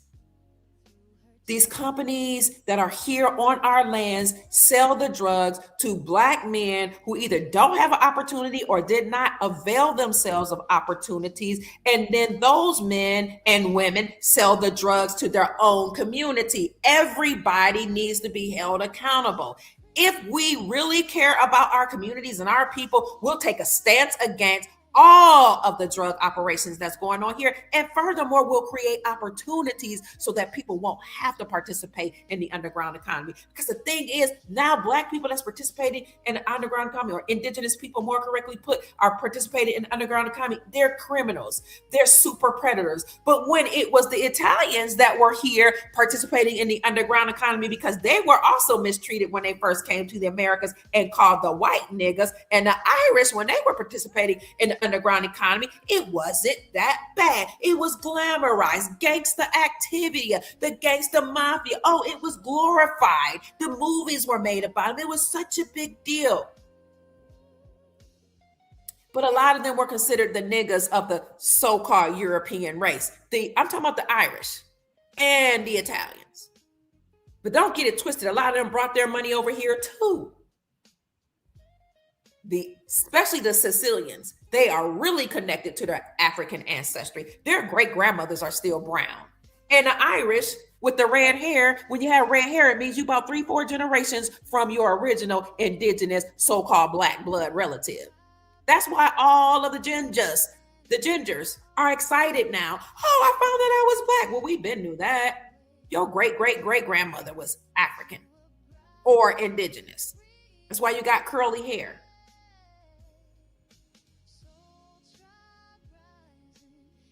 Drug traffickers allegedly received protection from law enforcement in the same manner in which human traffickers were also shielded by the government. We're talking about Indian. 5 Indian American charged with sex trafficking in Nebraska. That's what they're talking about. Now, why do I say you're not Indian American? You're not Japanese American. You're not Pakistani American. You're not this American. Because you're not. You can't be both at the same time. American are the copper-colored races discovered by Europeans, but now applied to Europeans. You might be an Indian with a United States citizenship or United States green card. You might be a Pakistani United States citizen, but you're not Pakistani American. Did you marry somebody that's indigenous and American, or maybe your children, or did you have children by the original American? Okay, then you're not American. You're a United States citizen, and this is why citizenship is being so challenged. Citizenship status, DACA, Deferred Action for Childhood Arrivals, United States citizenship, what is it called? All citizenship. Everybody here that's saying they're some kind of citizen is all being overlooked. I mean, all being closely looked at. Because a citizen is chattel property of the United States corporation. It is not the same thing or not synonymous with American. People just didn't know that. But if you don't know, now you know. 2 Indians caught in the biggest crime racket in the United States. 2 Indian origin hotel operators were arrested after an FBI raid at Virginia motel. Authorities allege drug and prostitution were run through those motels. Motel was a haven for drug peddling, officials say. In New York City, 2 Indian origin men have admitted to drug and firearm charges arising from a drug trafficking venture. How drugs and debauchery brought down this hotel air. Another article about an Indian who was a hotelier and a public face for the hotel. Prescription drugs and drugs of all type of even illicit drugs run through the hotel. An Indian origin couple along with 3 others have been arrested. Canada seizes 139 million worth of drugs. Multiple Indian origin drivers arrested. Canadian authorities have foiled a major drug trafficking ring. Here's another one. The Times of Indian drug trafficking forcing migrant minors to work at hotels. 5 East Indian nationals, foreign nationals, who may or may not have United States citizenship, that's my commentary, were charged in Nebraska. Club drugs in Indiana, an analyst of newspaper reports. Club drugs use has been associated with serious physical and psychiatric disorders, risky sexual behaviors, HIV infections, violence, and otherwise. Omaha area motel salons, human trafficking tied to, well, let's just go ahead and look at this one. Omaha area motel salons, human trafficking tied to multi-year probe and 5 arrests in August of 2025. I'm not saying that they're the only ones doing it, East Indians doing it. I'm just highlighting why so many of them are here. They've been trafficking drugs, laundering money, prostituting. And guess what? They don't give 2 rats behinds if your mama, daughter, sister, auntie, grandma is strung out on drugs and selling her body so she can get a hold of some drugs. They don't care because it's not their bloodline. This is why it's not just about proximity. We don't care if people saying, I was born here, I should be a citizen through birthright citizenship. It's not just about proximity. It's about allegiance. You don't believe me? Look at John Eastman, a constitutional lawyer out of California, who said that the reason why people who are have foreign national blood cannot run for president is because the founding fathers wanted to make sure that whoever was in leadership positions had to have allegiance to the American people. It's not just about being native born. So in order to be president or to serve at a high level, you're supposed to be native born and be subject to the jurisdiction thereof. Native born. But I say all the time, native born is not the same as natural born. So all these so-called Native Americans that think they should have birthright citizenship, baby, native born means you was born on the land, born here. Okay, natural born means your ancestors sprung from the soil. So you could call yourself native born all day long. Nobody cares when it comes to whether or not you need to have rights that come from our lawful republic. The republic was created by indigenous people here, and the laws of our Constitution were founded upon Iroquois and real Indian American laws and precepts. The East Indians that are here calling themselves Indians, they are not the real Indian of America or from the soil here. So native born, oh, I was born here, I should have citizenship status. But you're not natural born, meaning your peoples didn't spring from the soil. And it's not just about proximity, it's about allegiance.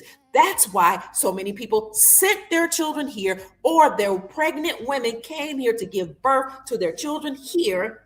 And then they sent them back abroad to be educated by their communist people or their bloodline people that had their own ancestral teachings there, and then allowed to come back here at 18 to vote and to be educated in our public institutions at the higher level and become lawyers and doctors and whatever else, bankers and whatever else, but they still have allegiance to the land of their ancestors. It's not just about proximity. You might have been born here, but you don't have allegiance here, or else you wouldn't be running drugs here. Else you wouldn't launder money here, or else a lot of the money that was flagged by TSA wouldn't have come from African communities, Asian communities, India and China, from the continent of Asia, South American, Central American communities. Do your own digging as an investigative journalist. You'll see a lot of money, billions, shipped out of here abroad. They don't care about the original American here. They probably don't even care about the so-called United States citizen here. They only care about their bloodline. But as my daddy taught me, the first law of nature is self-preservation. These people are so greedy, so egregious, so horrendous, so entitled that they care more about themselves than they do any other people. And they don't give a darn if they steal from you, rape you, murder you, launder drugs in your communities, traffic, sell to you, exploit you, take your energy by having their businesses in your communities. They don't care. And they're so egregious, so horrendous that they're fighting to stay over here. They're hiring their immigration attorneys. Do you know why they hire immigration attorneys? Because most of the immigration attorneys are not American. Look it up. I don't care if they call themselves United States citizens. They're not the copper-colored people discovered by Europeans. Therefore, they're not American.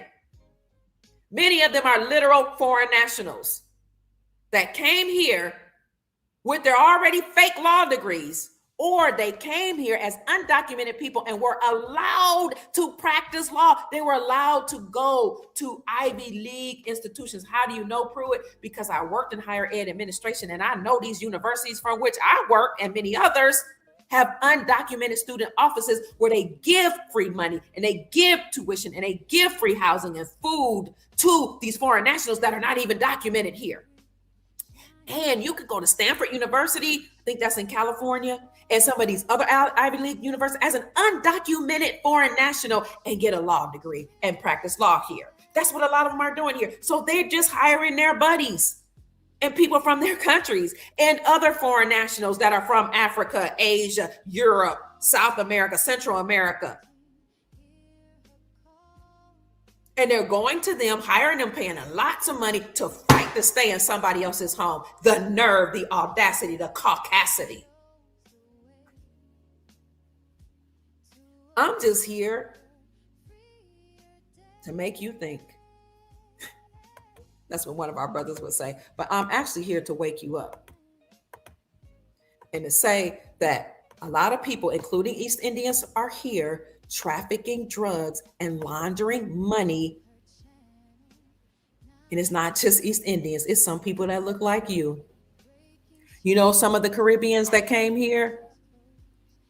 I mean, I remember watching Miami Vice and some of these other shows when I was a kid and I was sneaking watch these shows at grandma's house because we weren't allowed to watch TV at mama's house or when my grandmother would allow us to watch TV. And some of those shows may or may not be based on reality. A lot of people that were here under duress or here because they had natural catastrophes in their country were running drugs, guns, trafficking organs, etc. on our lands in Miami and other places. So they came here under temporary protective status, many of them. And some of them just came here because they were in close proximity. And so their moms came here and delivered their children here. And just because they were delivered here, their children can be considered birthright citizens and have United States citizen status.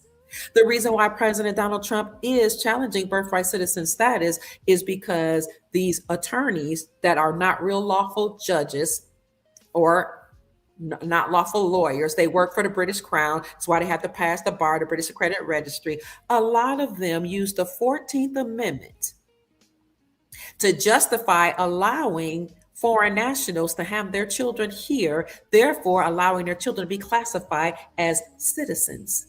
But the 14th Amendment was not created for foreign nationals or rich Chinese from China or Indians. President Donald Trump said that people got mad, but it's the truth. The 14th Amendment was created after the Civil War for children of African American slaves.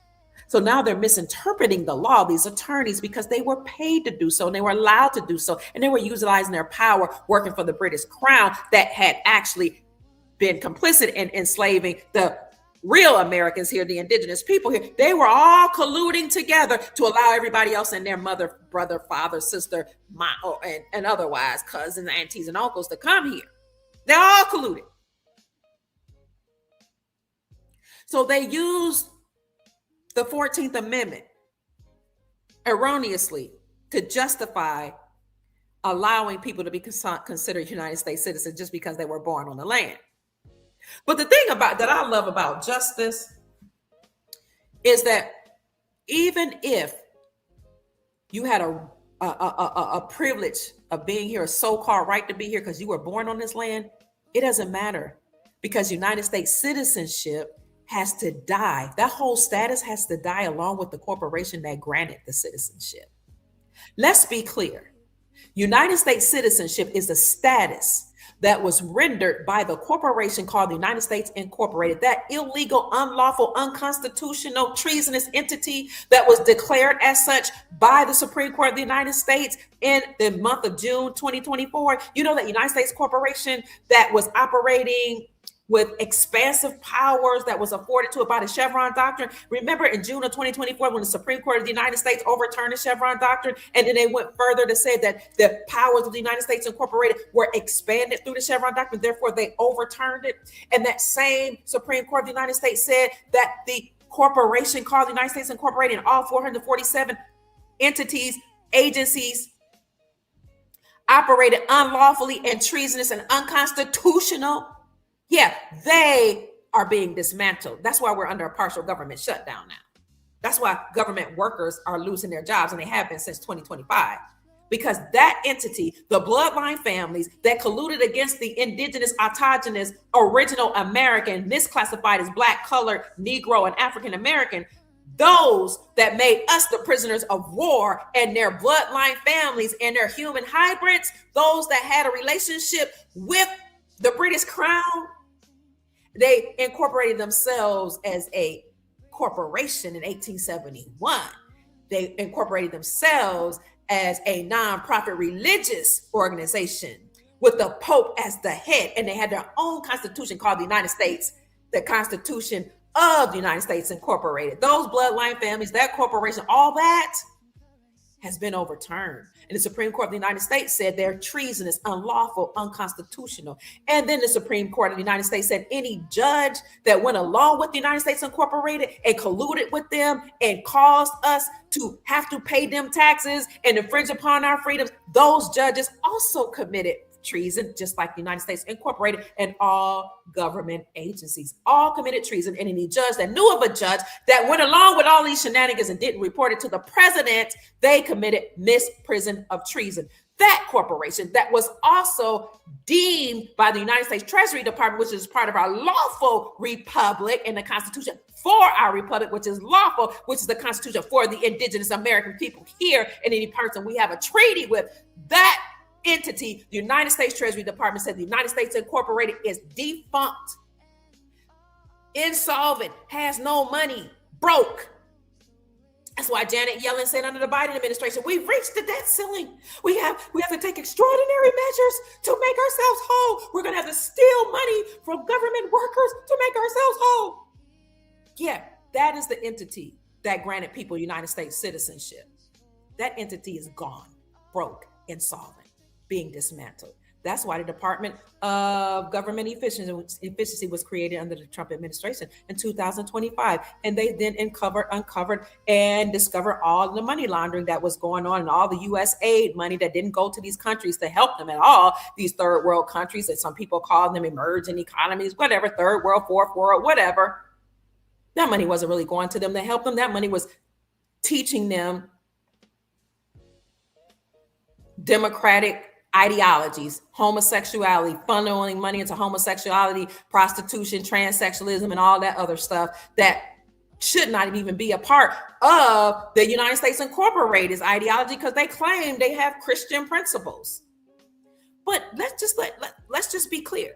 United States citizenship is a status afforded by the now defunct, insolvent, broke corporation formerly known as the United States Incorporated. They're dead, they're gone, and now the republic is being restored. So anything granted by that defunct, dead corporation has to also die with it. Citizenship status has nothing to do with the lawful republic. Citizenship status means that you or whoever classified as citizen, even people classified as Black, they tricked us into saying that too. We were citizens. We were never supposed to be citizens. We're sovereign. That status has to go. That's why birthright citizenship is being questioned. That's why the so-called Native Americans here that came from Siberia and crossed the Bering Strait now are being told, you're not American, you're not Indian, you don't look like Indians to me, and you sure don't look like Indians to Indians. You look like the Asians that you are. The same people that are now coming from China and other Asian nations, East India, to come here to launder money and traffic drugs throughout the country, and especially the Black community. Same bloodline wars. So United States citizenship status, it has to die. They're just going one community and nationality after the other. Citizenship status, it comes from the United States Incorporated. They grant privileges, not rights. You have blood right ties to the land from which your people come. You have rights from your country.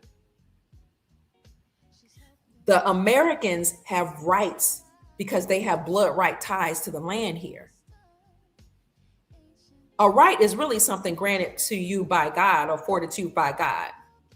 Now, if you think a creator or a God is going to grant somebody rights to the land from somebody else, from people that sprung from the soil in a certain particular region, you must not know who a true creator is. Because any entity that creates is going to take care of its creation. And yes, so-called God or source may love everybody, but they also would want you to operate in integrity and in honor. And every nation has to be on a level playing field. So if I can't give birth to my child in China and my child automatically be deemed as a Chinese citizen and automatically get a Chinese passport, then we're not allowing that here in America. This is the only place where people have come from all over the world to give birth to their children. Here, and have you heard about birth tourism? This is a big industry where Asian countries and other countries have established businesses right here in America and recruited Indian women, African women from different tribes in Africa, Chinese women, and everybody else to come here. Birth tourism. They have these beautiful big facilities that recruit foreign nationals to come here. They get flown here on the best flights. They get the best medical treatment. They get the best excursions while they're here, best access to medicine while they're here. They get government benefits, welfare, food stamps. You know how they call so-called Black people welfare queens and made fun of us because we had 10 children? Well, they didn't say nothing about the foreign nationals that come here and have as many children as they want. They don't say anything about the foreign national men that come here with their 8, 9, 10, 1,200 wives to deliver babies here through birth tourism. As a matter of fact, President Trump is, thank God, taking a stance against foreign birth tourism. Yeah, they will recruit them to come here. You have a nice facility. You can fly here on first class. You have the best doctors, the best medical facilities. You can tour Disney World, Disneyland, and all these different places all over the Americas. And you can have food stamps, welfare, and other benefits while you're here. And so can all of your relatives that are here right along with you. And the women will get the most pristine treatment. And then a child that you bring forth here can automatically get a United States passport. And they can either stay here and be educated, or they can go back to Communist Party of China or East India or African nations or whatever, be educated however y'all raise them up there, and bring them here at 18 and let them vote for the Democratic Party or even the Republican Party. It all depends on which party is against the American indigenous people the most at the time. Oh yeah, birth tourism. Meanwhile, if you're an American, and maybe even if you're a United States citizen here, you got to take whatever you take. You might get Medicaid, or you just go home with a $10,000, $20,000, $30,000 bill that the United States citizen taxpayer has to pay off. And who's paying off the bills of the people that come here through birth tourism from foreign nations? Again, those people that come here have citizenship status, and they are afforded privileges, not right. So when they say I have a right to be here, they've been miseducated. You don't have a right, you have a privilege. You have a right to be in the country from your forefathers. And that's why we have sovereign wealth funds all over the world now. The sovereign wealth fund is a trust that's comprised of precious metals, real estate, oil, other commodities, rare earth minerals, money from taxes and tariffs. All that is put into a trust for the nationals of the nation that created the sovereign wealth fund. All people. All other nations had some type of sovereign wealth fund, especially oil-rich nations. But America, we didn't have one. So President Trump created one here in America in 2025. The sovereign wealth fund is a fund that's for the sovereign beings on the lands. So the reason why deportation is really heavily discussed now, birthright citizenship, H-1B statuses, F-1 status, where international students were coming here to study English, but they never left because all they had to do was file something called, I think it's an I-20, and they can stay here. They would just study English, then they would get an associate's degree, then a bachelor's degree, then a second bachelor's degree, then a master's degree, then a second master's degree, then a PhD, then a medical degree, then a law degree, or get certification after certification. Because every institution, almost any institution, would take you as long as you paying them or the government's paying them. So they would get here on F-1 visa, these international students, and just never leave. But they weren't here lawfully. They may have come legally, but they stayed because they just kept getting degrees. So that's some F-1 students, the foreign national students that were studying here, H-1B visas, those work permits and other visas that allow people to work here, humanitarian visa, those were up last year. Those were only supposed to be for 2 years. The ones on humanitarian effort that came from Cuba, Honduras, Haiti, and there's Venezuela. Their status ran out last year and their work visas have ended, but they filed for something called immunity. And many of them changed their status here while they were here in America. But President Trump came and said, no, you got to go back home and change your status there from now on. But their work permits are up. The humanitarian visas are up. They just staying here waiting for the green card. That might not ever come, but the work visa is up. And anybody that hires them could face criminal arrest because they're not supposed to be here. Their work permits are up. Now, some of them may be allowed to stay here until they get a green card, but even a green card doesn't ensure permanent residency.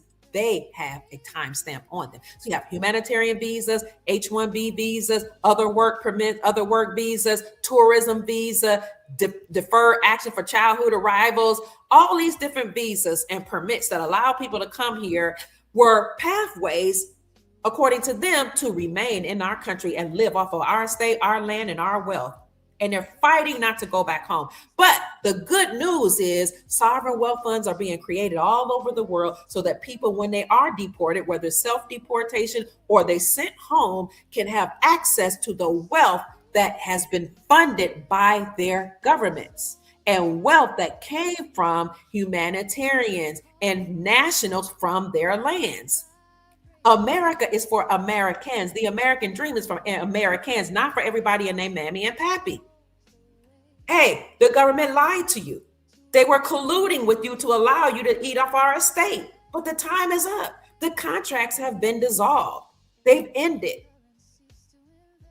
It's a whole new era. It's a whole new golden era. That's what Corona was about. Corona means crown, literally. Crown as in the crown chakra is waking up. The Christos consciousness all over the planet has awakened.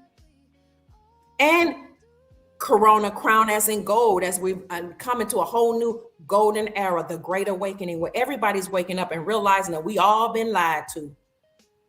Whether you've been lied to about you being indigenous from certain parts of the world, or you've been lied to and told that you better than the indigenous people here, therefore you can stay away from them, eat off of them, and mistreat them and disrespect them. You've been lied to, that told that we were just chattel property. We were just slaves from African slave ship, African booty scratcher, 3/5 of the human. You didn't even know they was talking about your own bloodline. The nerve of those people to lie to you.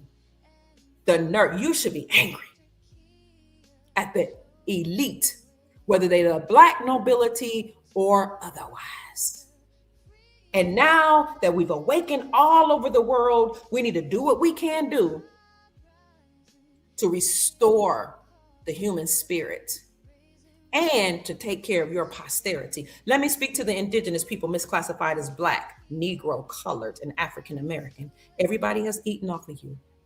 Everybody has decided to take care of their own. Money passes through their community hundreds of times, at least tens of 20s and hundreds of times before it goes out of their community. They might eat off of you and have businesses in your community, but they don't invest in your community. And they tell their people not to marry your people. So it's time for you to wake up and start creating businesses, build them up in your communities, and let the money pass through your community before at least, because everybody else and their mammy and pappy is doing it. Why not you? Why is it that the indigenous people have to care about and love everybody on the planet? That's who we are. That's how we were built. We are the first on this planet. Everybody comes from us. Everybody, for the most part, their genetics spring from us or were mixed with us. That's why we love everybody. That's why we fought for even the foreign nationals that were standing against us. We fought to keep them here. We built this nation. Hell, our ancestors sprung from the soil. It wasn't that we built this nation because we came from slave ships. No, the plantation was Big Mama's house. The plantation was our ancestors' land that may have been stolen from us by the government and all these people that came here. But you can't steal what doesn't come from you and hold it forever. And a lot of people that were allowed to come here and farm and have businesses, their contracts are up. Even when they bought land here, all over the world. It is a worldwide policy that you can only lease the land for 99 years. That's why Zimbabwe and South Africa was allowed to kick out so-called white farmers. They were only there on lease, borrowed time. Everybody else here is here. They were here on borrowed time. It's time for us to wake up. You know, we've loved everybody. We fought for them. We fought for their civil rights. But now we're saying we're concerned about human rights. People all over the world have a right to freedom, life, liberty, and a pursuit of happiness on their own lands and the land and home of their ancestors. And if they don't like that, they can take it up with the prelates and the presidents in power. But it's the truth. We fought for them. We stood for them. We marched with everybody else that was here. When they said don't have Asian hate in Atlanta, Black people, especially the ones part of Black Greek fraternity secret societies, because they were told what to do, fought for them. We was like, what? Asians are being mistreated? People classified as Black go to the Asian nail shops, love Chinese food. Like, what are they talking about? But we stood with them. When the Mexicans, during the Brown Revolution, when they were going through their mistreatment, we stood with them. When everybody, when Caucasian women, white women through the feminist movement said they hated their men and they were mad at their men because their men had jobs and they were mistreating them, the women classified as Black said, yeah, we mad at our men too, knowing good full well that our men were being mistreated in mass and kept out of jobs and opportunities. And we were redlined, kept out of our own homes, own land, own communities, and farms land stolen from us. But we fought with the Caucasian women. We fought with and for everybody else. We even fought for Black Lives Matter and Antifa, not even realizing they were funded by George Soros and their billionaire Caucasian buddies that really probably aren't even human. We fought for everybody. We stood with everybody. We marched with everybody. Who's marching for us?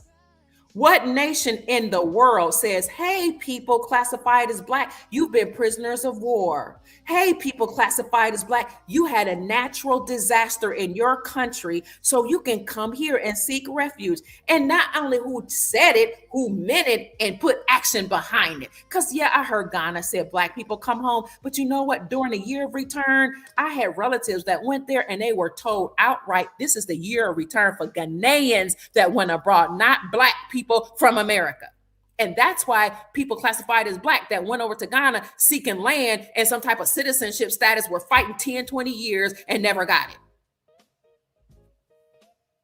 One family, sisters that went over there were unalived by Ghanaians. You know why? I was there when it happened because they thought we have a right to this land.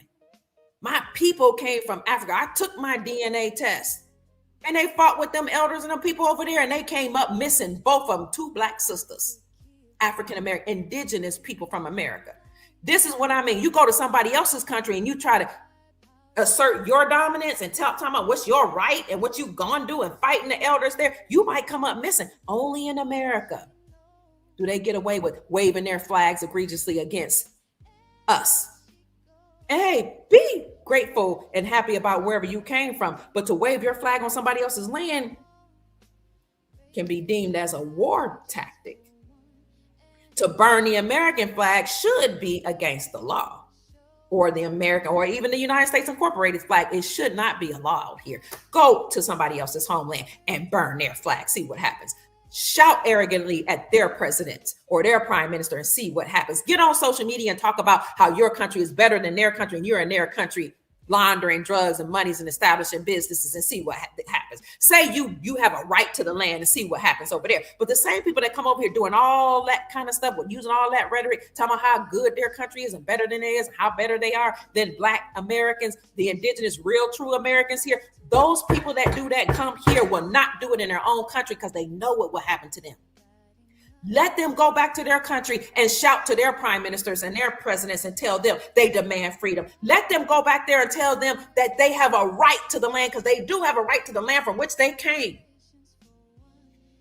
But they want to be here and we want to fight for them. It's time now to wake up and start fighting for your own. You can love everybody, but don't leave your own out. Everybody, make sure that the money passes through their community a whole bunch of times before it leaves the community. Everybody else but us. But I get it. We were kept out of businesses. We were kept out of opportunities. We kept out of jobs. They poisoned us with their drugs, their guns, their rhetoric, their politics, all that. Their programming, their slavery narratives. They poisoned us and pit the man against the woman, told the woman, you better than the man. You need to establish and rise above the man, and told the man, you better than the woman. And you need to have, it's okay to cheat and it's okay to do this and that because the numbers are in your favor. You can mistreat women if you want because there's so many women, 10 women to 1 man. Oh, or told the men they're nothing but bees and hoes. Then they have us out here acting like bees and hoes. What they classified as that through their music. And they make sure that women classified as black look like beasts in their movies.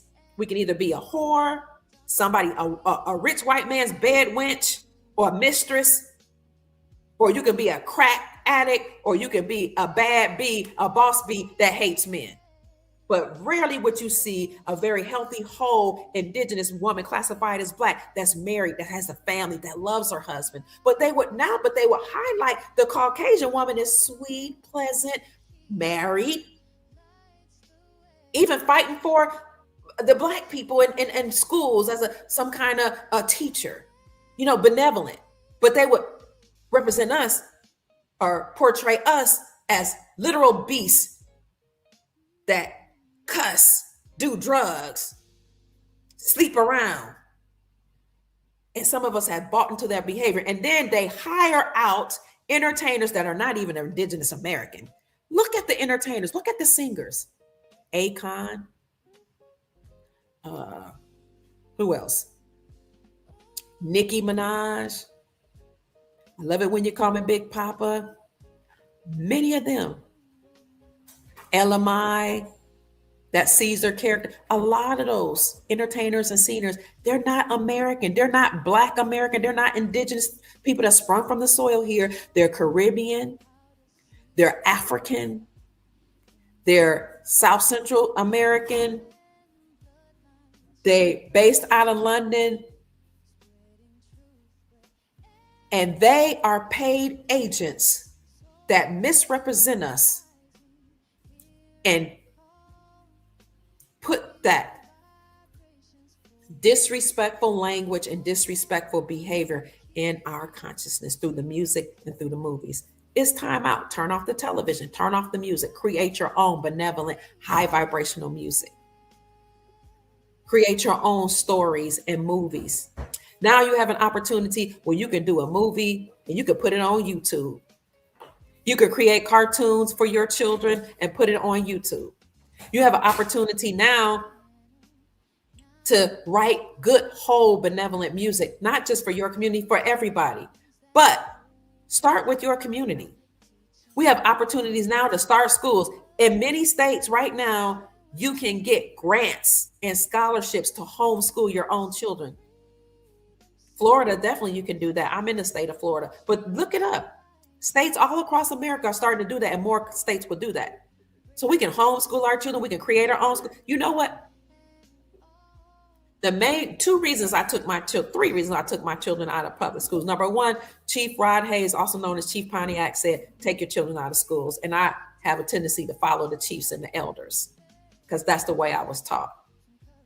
They have wisdom passed down from the ancestors, and they've done the research. Lay down, get some rest, baby.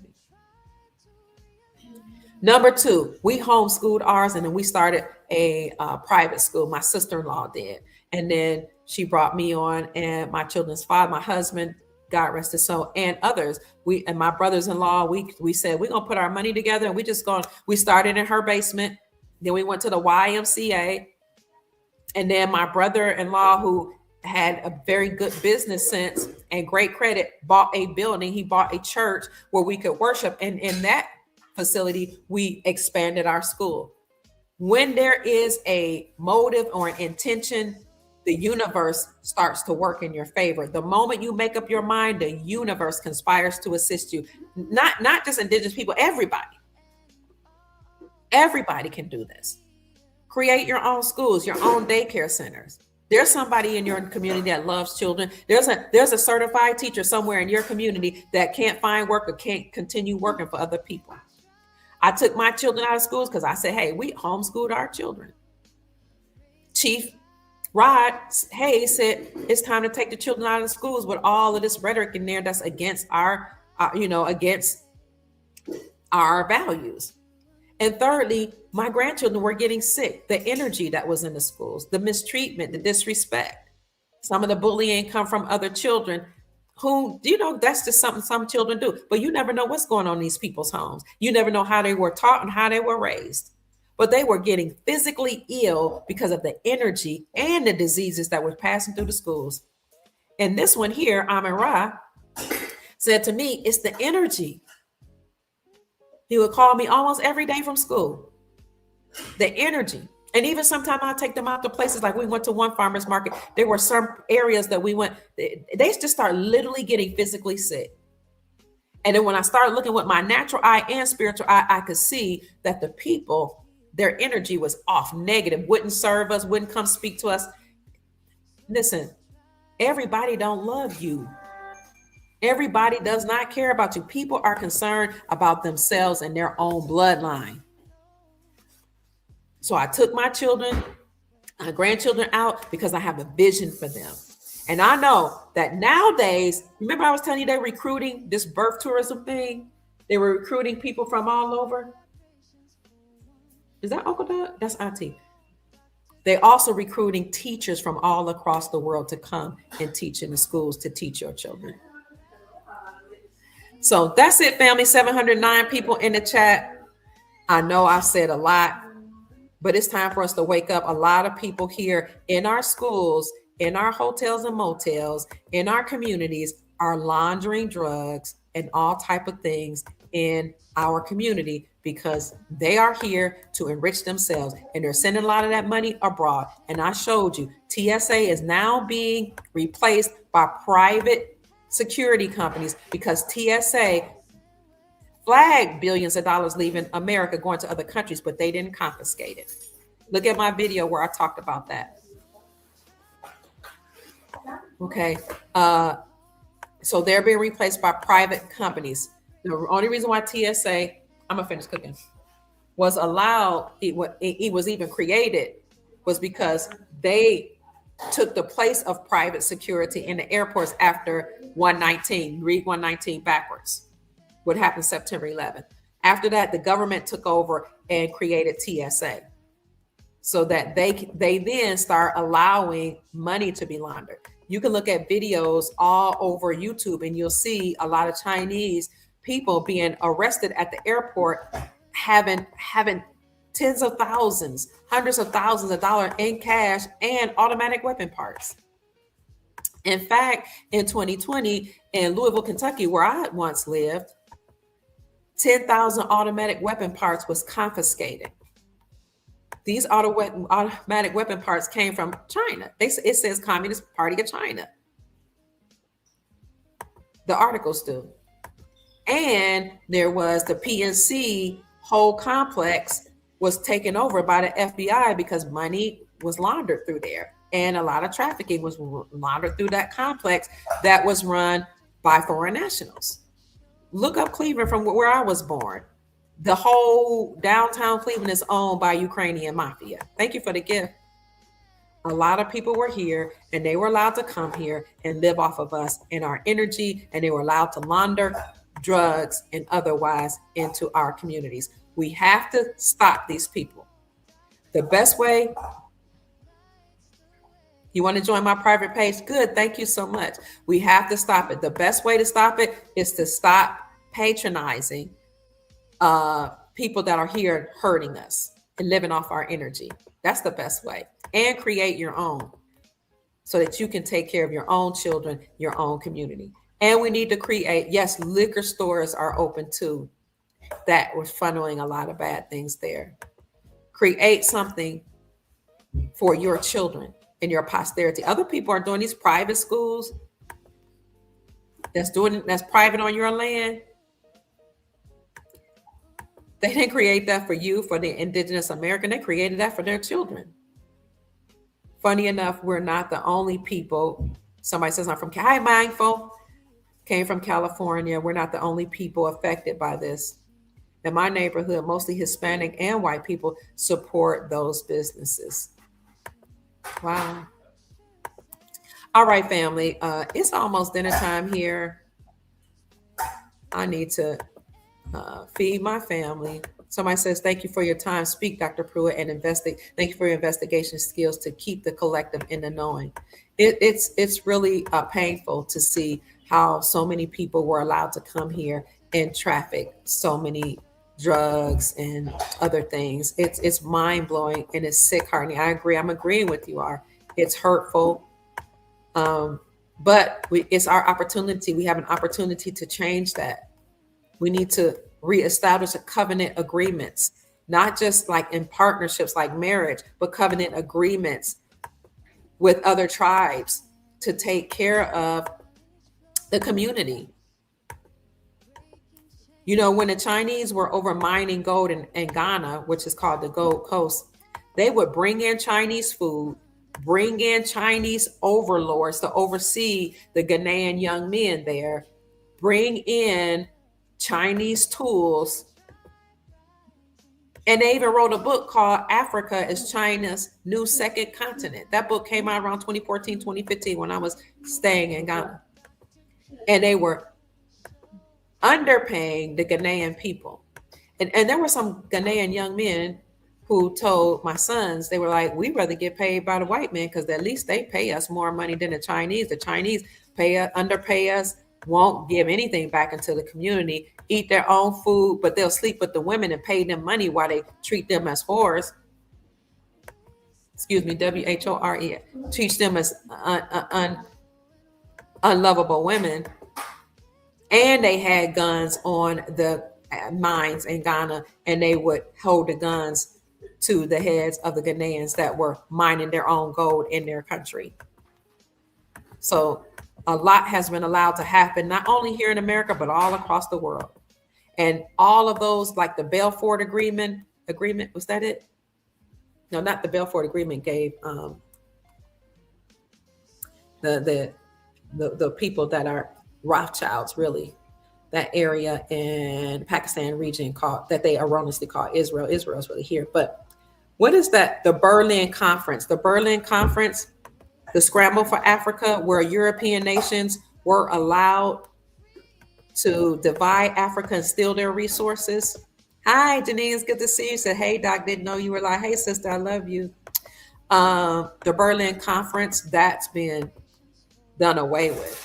And that's why the French kicked the French African nations, the colonized African nations, kicked out the colonists. Burkina Faso, Mali, Senegal, Chad, and there's another one. They kicked them out. And they said, we got our own military and we have support from Russia and we have our own currencies.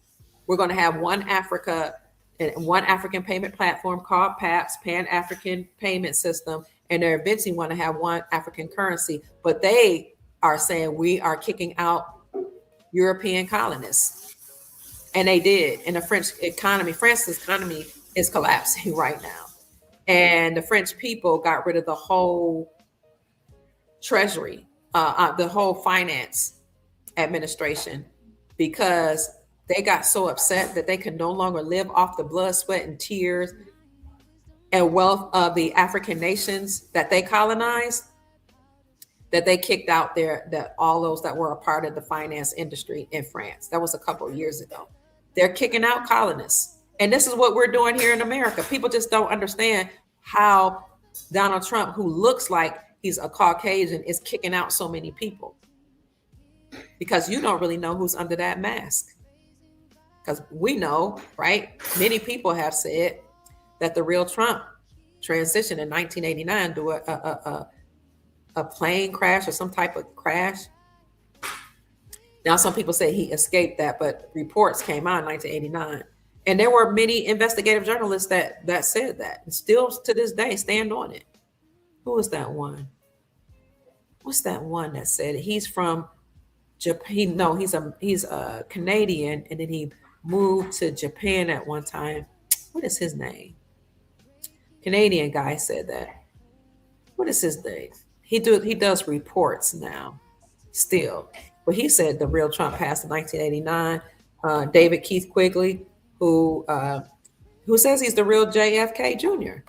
He said the same thing. A lot of people said that. But whether it's the real Trump or not, he's now working on behalf of the American people. So it's time for everything to be disclosed. This is the era of disclosure. This is the great awakening. This is the age of corona where the crown chakra is being activated and people are just waking up. And people are not standing for disrespect, exploitation, or outright theft, whether it's identity theft, calling yourself American when you're not, or wealth theft, or land theft. We're not standing for it anywhere. Hashtag freedom now. Freedom now in the comments section, family. We're all being liberated. Even the people that's been sent back to their country, you're being liberated because no longer are you allowed to live under the illusion that you're somehow better than the American people here. You're being set free. Now you'll be able to have access to the sovereign wealth in your own nation, which is your right. Freedom now in the comments section.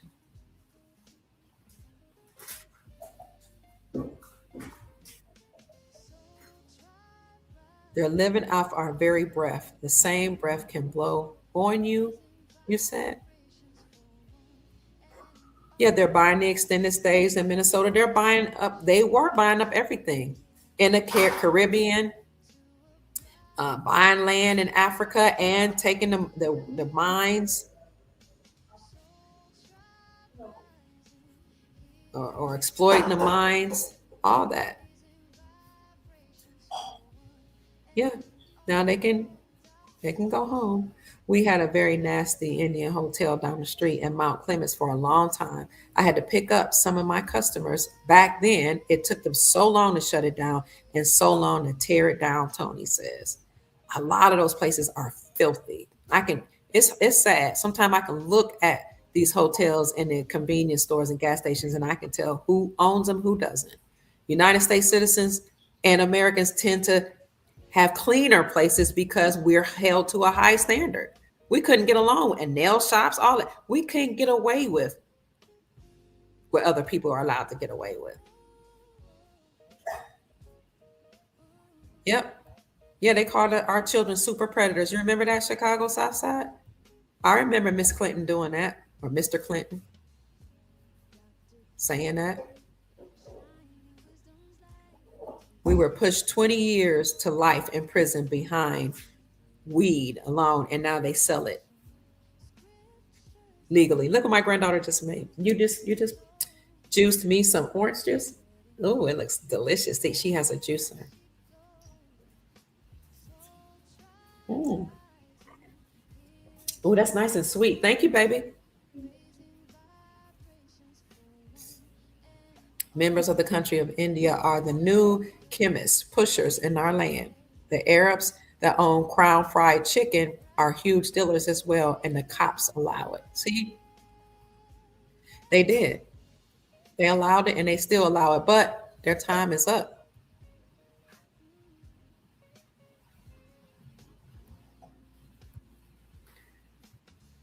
Prohibition to mass incarceration. Yep. And then they had the school to prison pipeline that's now well documented. That's why we have to teach our own. Kamala and Obama made a contract with Asia and gave them a hate crime bill protection with the help of Black Caucus. Wow. Thank you for that, FK, the peep. Yeah, yeah. Everybody that look like us ain't us. They not like us. They not like us. That's why they can do egregious things by pushing hatred, criminal activity, debauchery in their music, in their rhetoric, and they can participate in the drug ring and gangster activity because they might look like us, but they not us, and they'll let you know they're not. And we hear you loudly and clearly. Now that it's time to go back home, don't tether yourself to us because we're cutting the tether cords. President Trump is right now cutting the cord.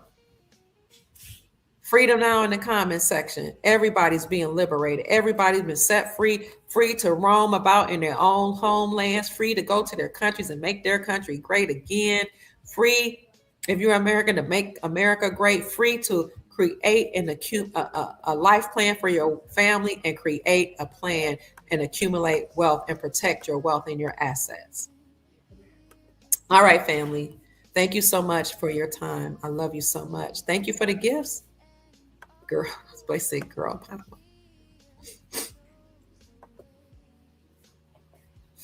Everything's under question now because the lawful republic is being restored. And the states are now operating in their sovereign capacity. That you know that because states are now um, funding their own schools. States have rejected money from the United States Department of Education, which is being dismantled right now. States are now removing taxes from precious metals because they're reclaiming silver and gold as money, which they call classified silver and gold as legal tender, meaning you can buy local goods and services right now. So use this as an opportunity. Get some silver and gold. Get small denominations of silver and gold if gold and silver is out of reach. Small denomination, get gold backs, also known as gold RM notes. 24 karat gold on a polymer note that you can use right now to buy local goods and services.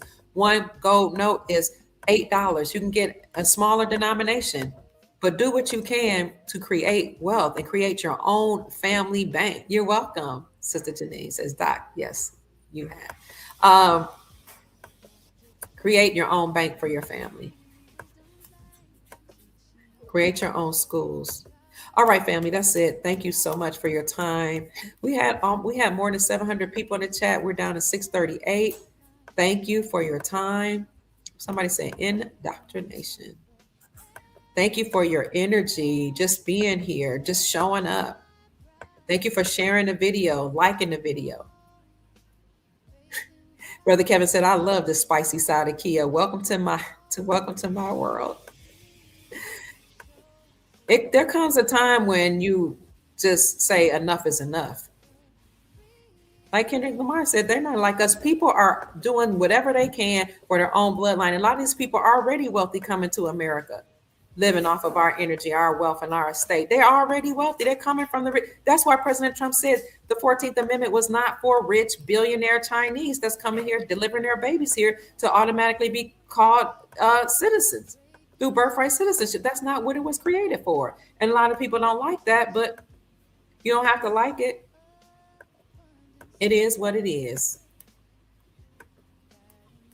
Their time is up. It's our time to shine. New member, thank you, Miller. I thought you were already a member. If you are interested, family, in joining our private membership group where we talk about investments, establishing community, protecting your assets, then please join our membership group. You can hit any of the buttons that say join, follow the prompts, and you'll be right in there. Or you can click on this link that I'm about to send you. Welcome, Miller. Welcome. So good to see you or see you back. I thought you were already a member. I appreciate you. God bless you. We had a nice Q&A with Chief Mack either yesterday or the day before. I think it was the day before. You can click on that link. I put it in the chat for you, and you follow the prompts, and you'll be a member. All right, family. You're giving me gifts. Thank you. And anybody that sent a Cash App gift, thank you so much. Anybody that joined our membership group, thank you. We appreciate you. I really need to get out of here and serve my family some dinner. I sliced up all of the fresh bread that I bought. I'm about to put it in the freezer. I might leave some out and, I don't know, maybe doctor it up. I might make garlic bread with it. No weapon that's formed against us shall prosper. And no weapon formed against us no weapon formed against you shall prosper, and every tongue that rise against thee in judgment thou shalt condemn.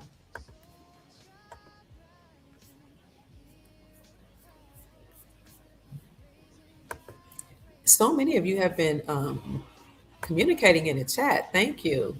You're welcome. You're welcome. No, a lot of people might be mad. They might not like what we say, but they've been saying a lot of things behind their closed doors and in our faces.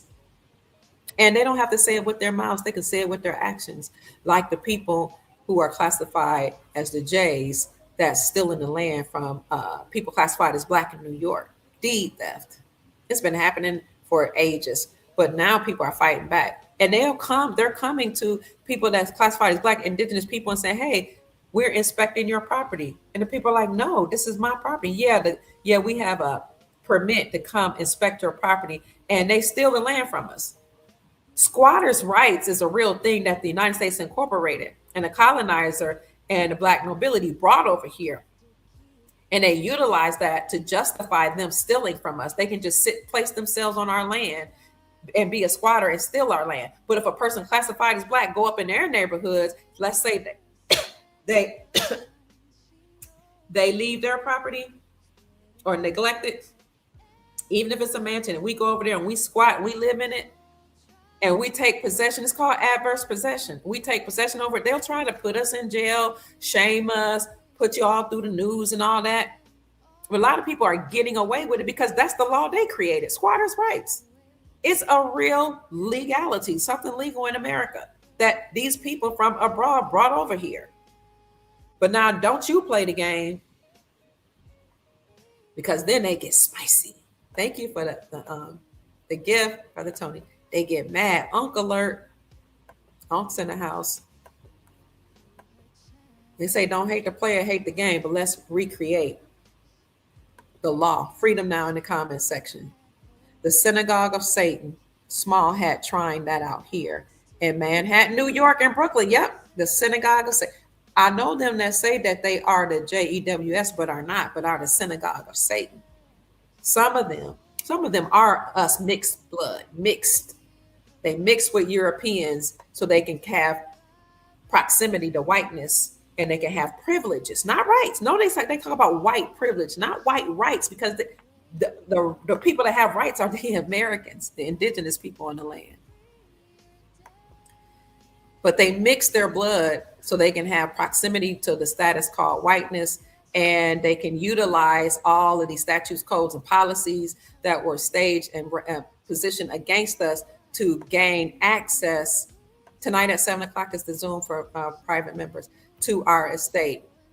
But it's a new day. Like we've awakened and we're not allowing it. We're going to create our own. Start getting your families together now, Soul Tribe. No matter where you're from, start getting your family members now together. Yeah, we have a meeting tonight at 7, but we're going to do, I'll post the link to the private group. The link is, I already created the announcement for that. It's on my YouTube channel that we're meeting at 7, and I'll send you a Zoom link once you come into that meeting. Well, the private group will be able to talk in private. Freedom now.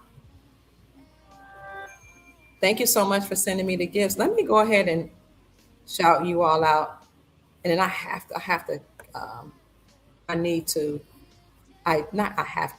get to feed my children, my grandchildren, dinner. Thank you. I see the gifts coming in. I appreciate you for the donations.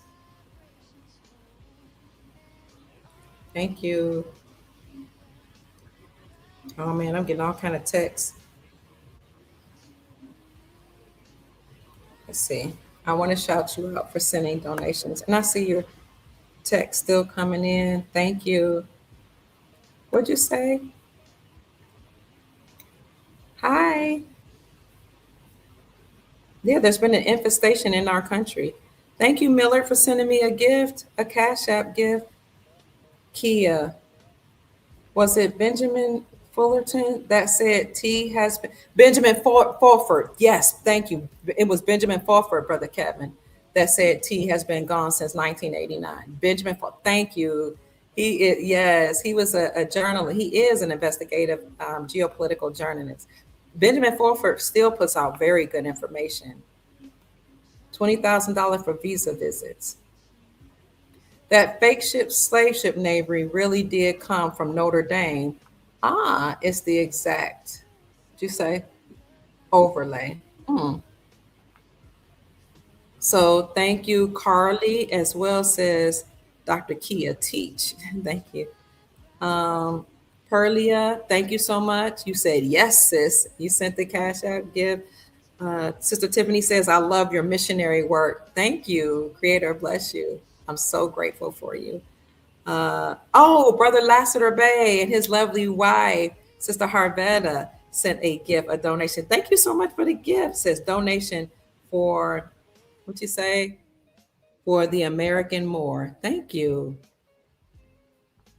Um, Sister Sheila says, this is my monthly gratitude. She gives me a monthly donation. Thank you, Sister Sheila. Brother Robin, or Sister Robin, I can't sure, says, gift to Mama Kia. Appreciate you and love you. Thank you. Abraham says, great Chief Rod show that you did. Wow, thank you so much. I interviewed Chief Rod Hayes, okay, and pretty often, frequently, as well as I see her the Duke of Tears. Subscribe to I see her Duke of Tears. Subscribe to Orisha Stone, our personal jeweler. Chief Mack and I will be on his show August the 8th at 8 o'clock p.m. Eastern Standard Time to talk about wealth and asset protection, how to live in a private. So Orisha Stone, I see her Duke of Tears. Subscribe to the Young Elder. Who else is out there? Subscribe to the official House of Reawakening Minds with Taj Tariq Bey. Chief Rod Hayes doesn't have a show, but he is online. And subscribe to some of the people that give great intel on the foreign currencies. Mark C is one that I've been on his show. Maria Nicole, I've been on her show. Earl sent me a Cash App gift. He says, keep up the good work. Thank you. Angela says, I love you. Send something to me. Johnny says, thank you. He sent the gift, the Cash App gift. Sister Elizabeth says, bless your heart for sharing continuous wisdom. Charles sent me a gift, said, this is payment for you, for your doll's hair. Okay, don't use it all. She does hair too. My granddaughter, she's 10. Thanks for the information. Sister Krista says, thank you for the gift. Creator bless you all with long life, prosperity, and peace for all that you've done. Being here, sharing monetary gifts, sharing the jewels and the gifts that you give through the, super chats. I appreciate you. Robin says, stay well and thanks. Robin sent me a gift. Brother Michael says, this is for your service to others. Okay, he gave a donation. Beautiful Max Ministry, Chief Mac gave me a gift. He gave me several this month. Thank you, Chief Mac. God bless you. We appreciate all your hard work, Chief Mac. Lacey says, thank you for all the enlightenment. You're welcome. Anybody interested in a private trust or a consultation, you can contact Chief Mac at unityin motion45@yahoo.com. If you want to circumvent or work around sending him an email, you can just go ahead and send a $75 consultation fee to $AllenJudah47, Allen Judah 47 through his through his Cash App, or Allen Judah 50, AllenJudah50. Earl says, keep up the good work. He gave me another gift. And all of you, I appreciate you. I appreciate you so much. That's it, family. I love you. Are all hearts and minds clear? All hearts and minds clear. Mel Carmine, Rod Hayes, Young Elder. Thank you, Sister Janine.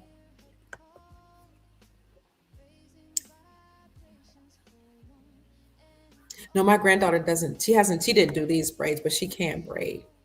She's learning how to braid. She braids very well, actually.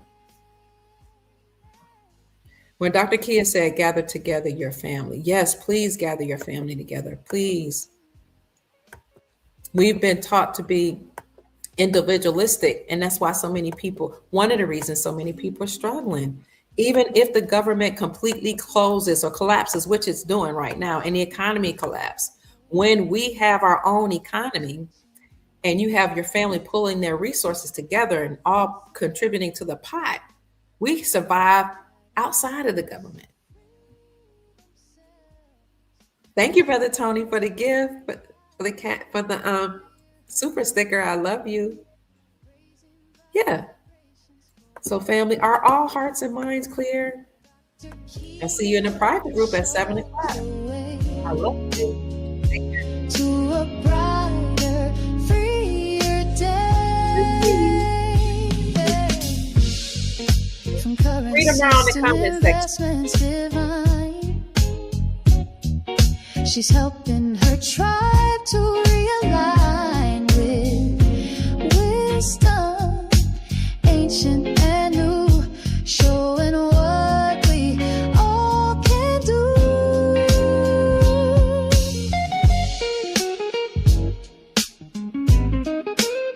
Woohoo!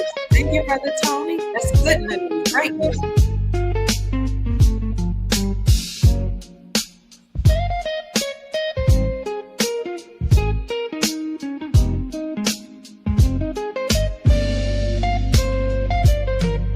So If you tribe appreciate rise what we and do, hear put a one in the chat. Put a one in the chat if you appreciate the Soul Tribe. and all Dr. Kia shows the way to a brighter, freer day. Soul Tribe rising, hear a call, raising vibrations for one and all. Dr. Kia lights the way to a new and brighter day.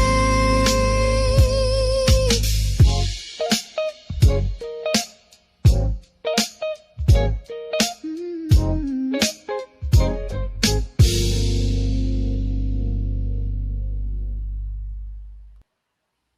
Have a great day, Soul Tribe. I love you.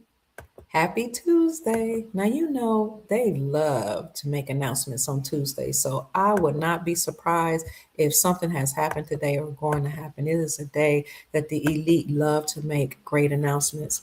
So I wonder what we can anticipate on today. Let's look it up later on. I do see some announcements are coming out today. All right. Wow. A lot's happening on today. They love Tuesdays. All right, family. I love you. I'll see you on the other side. Peace.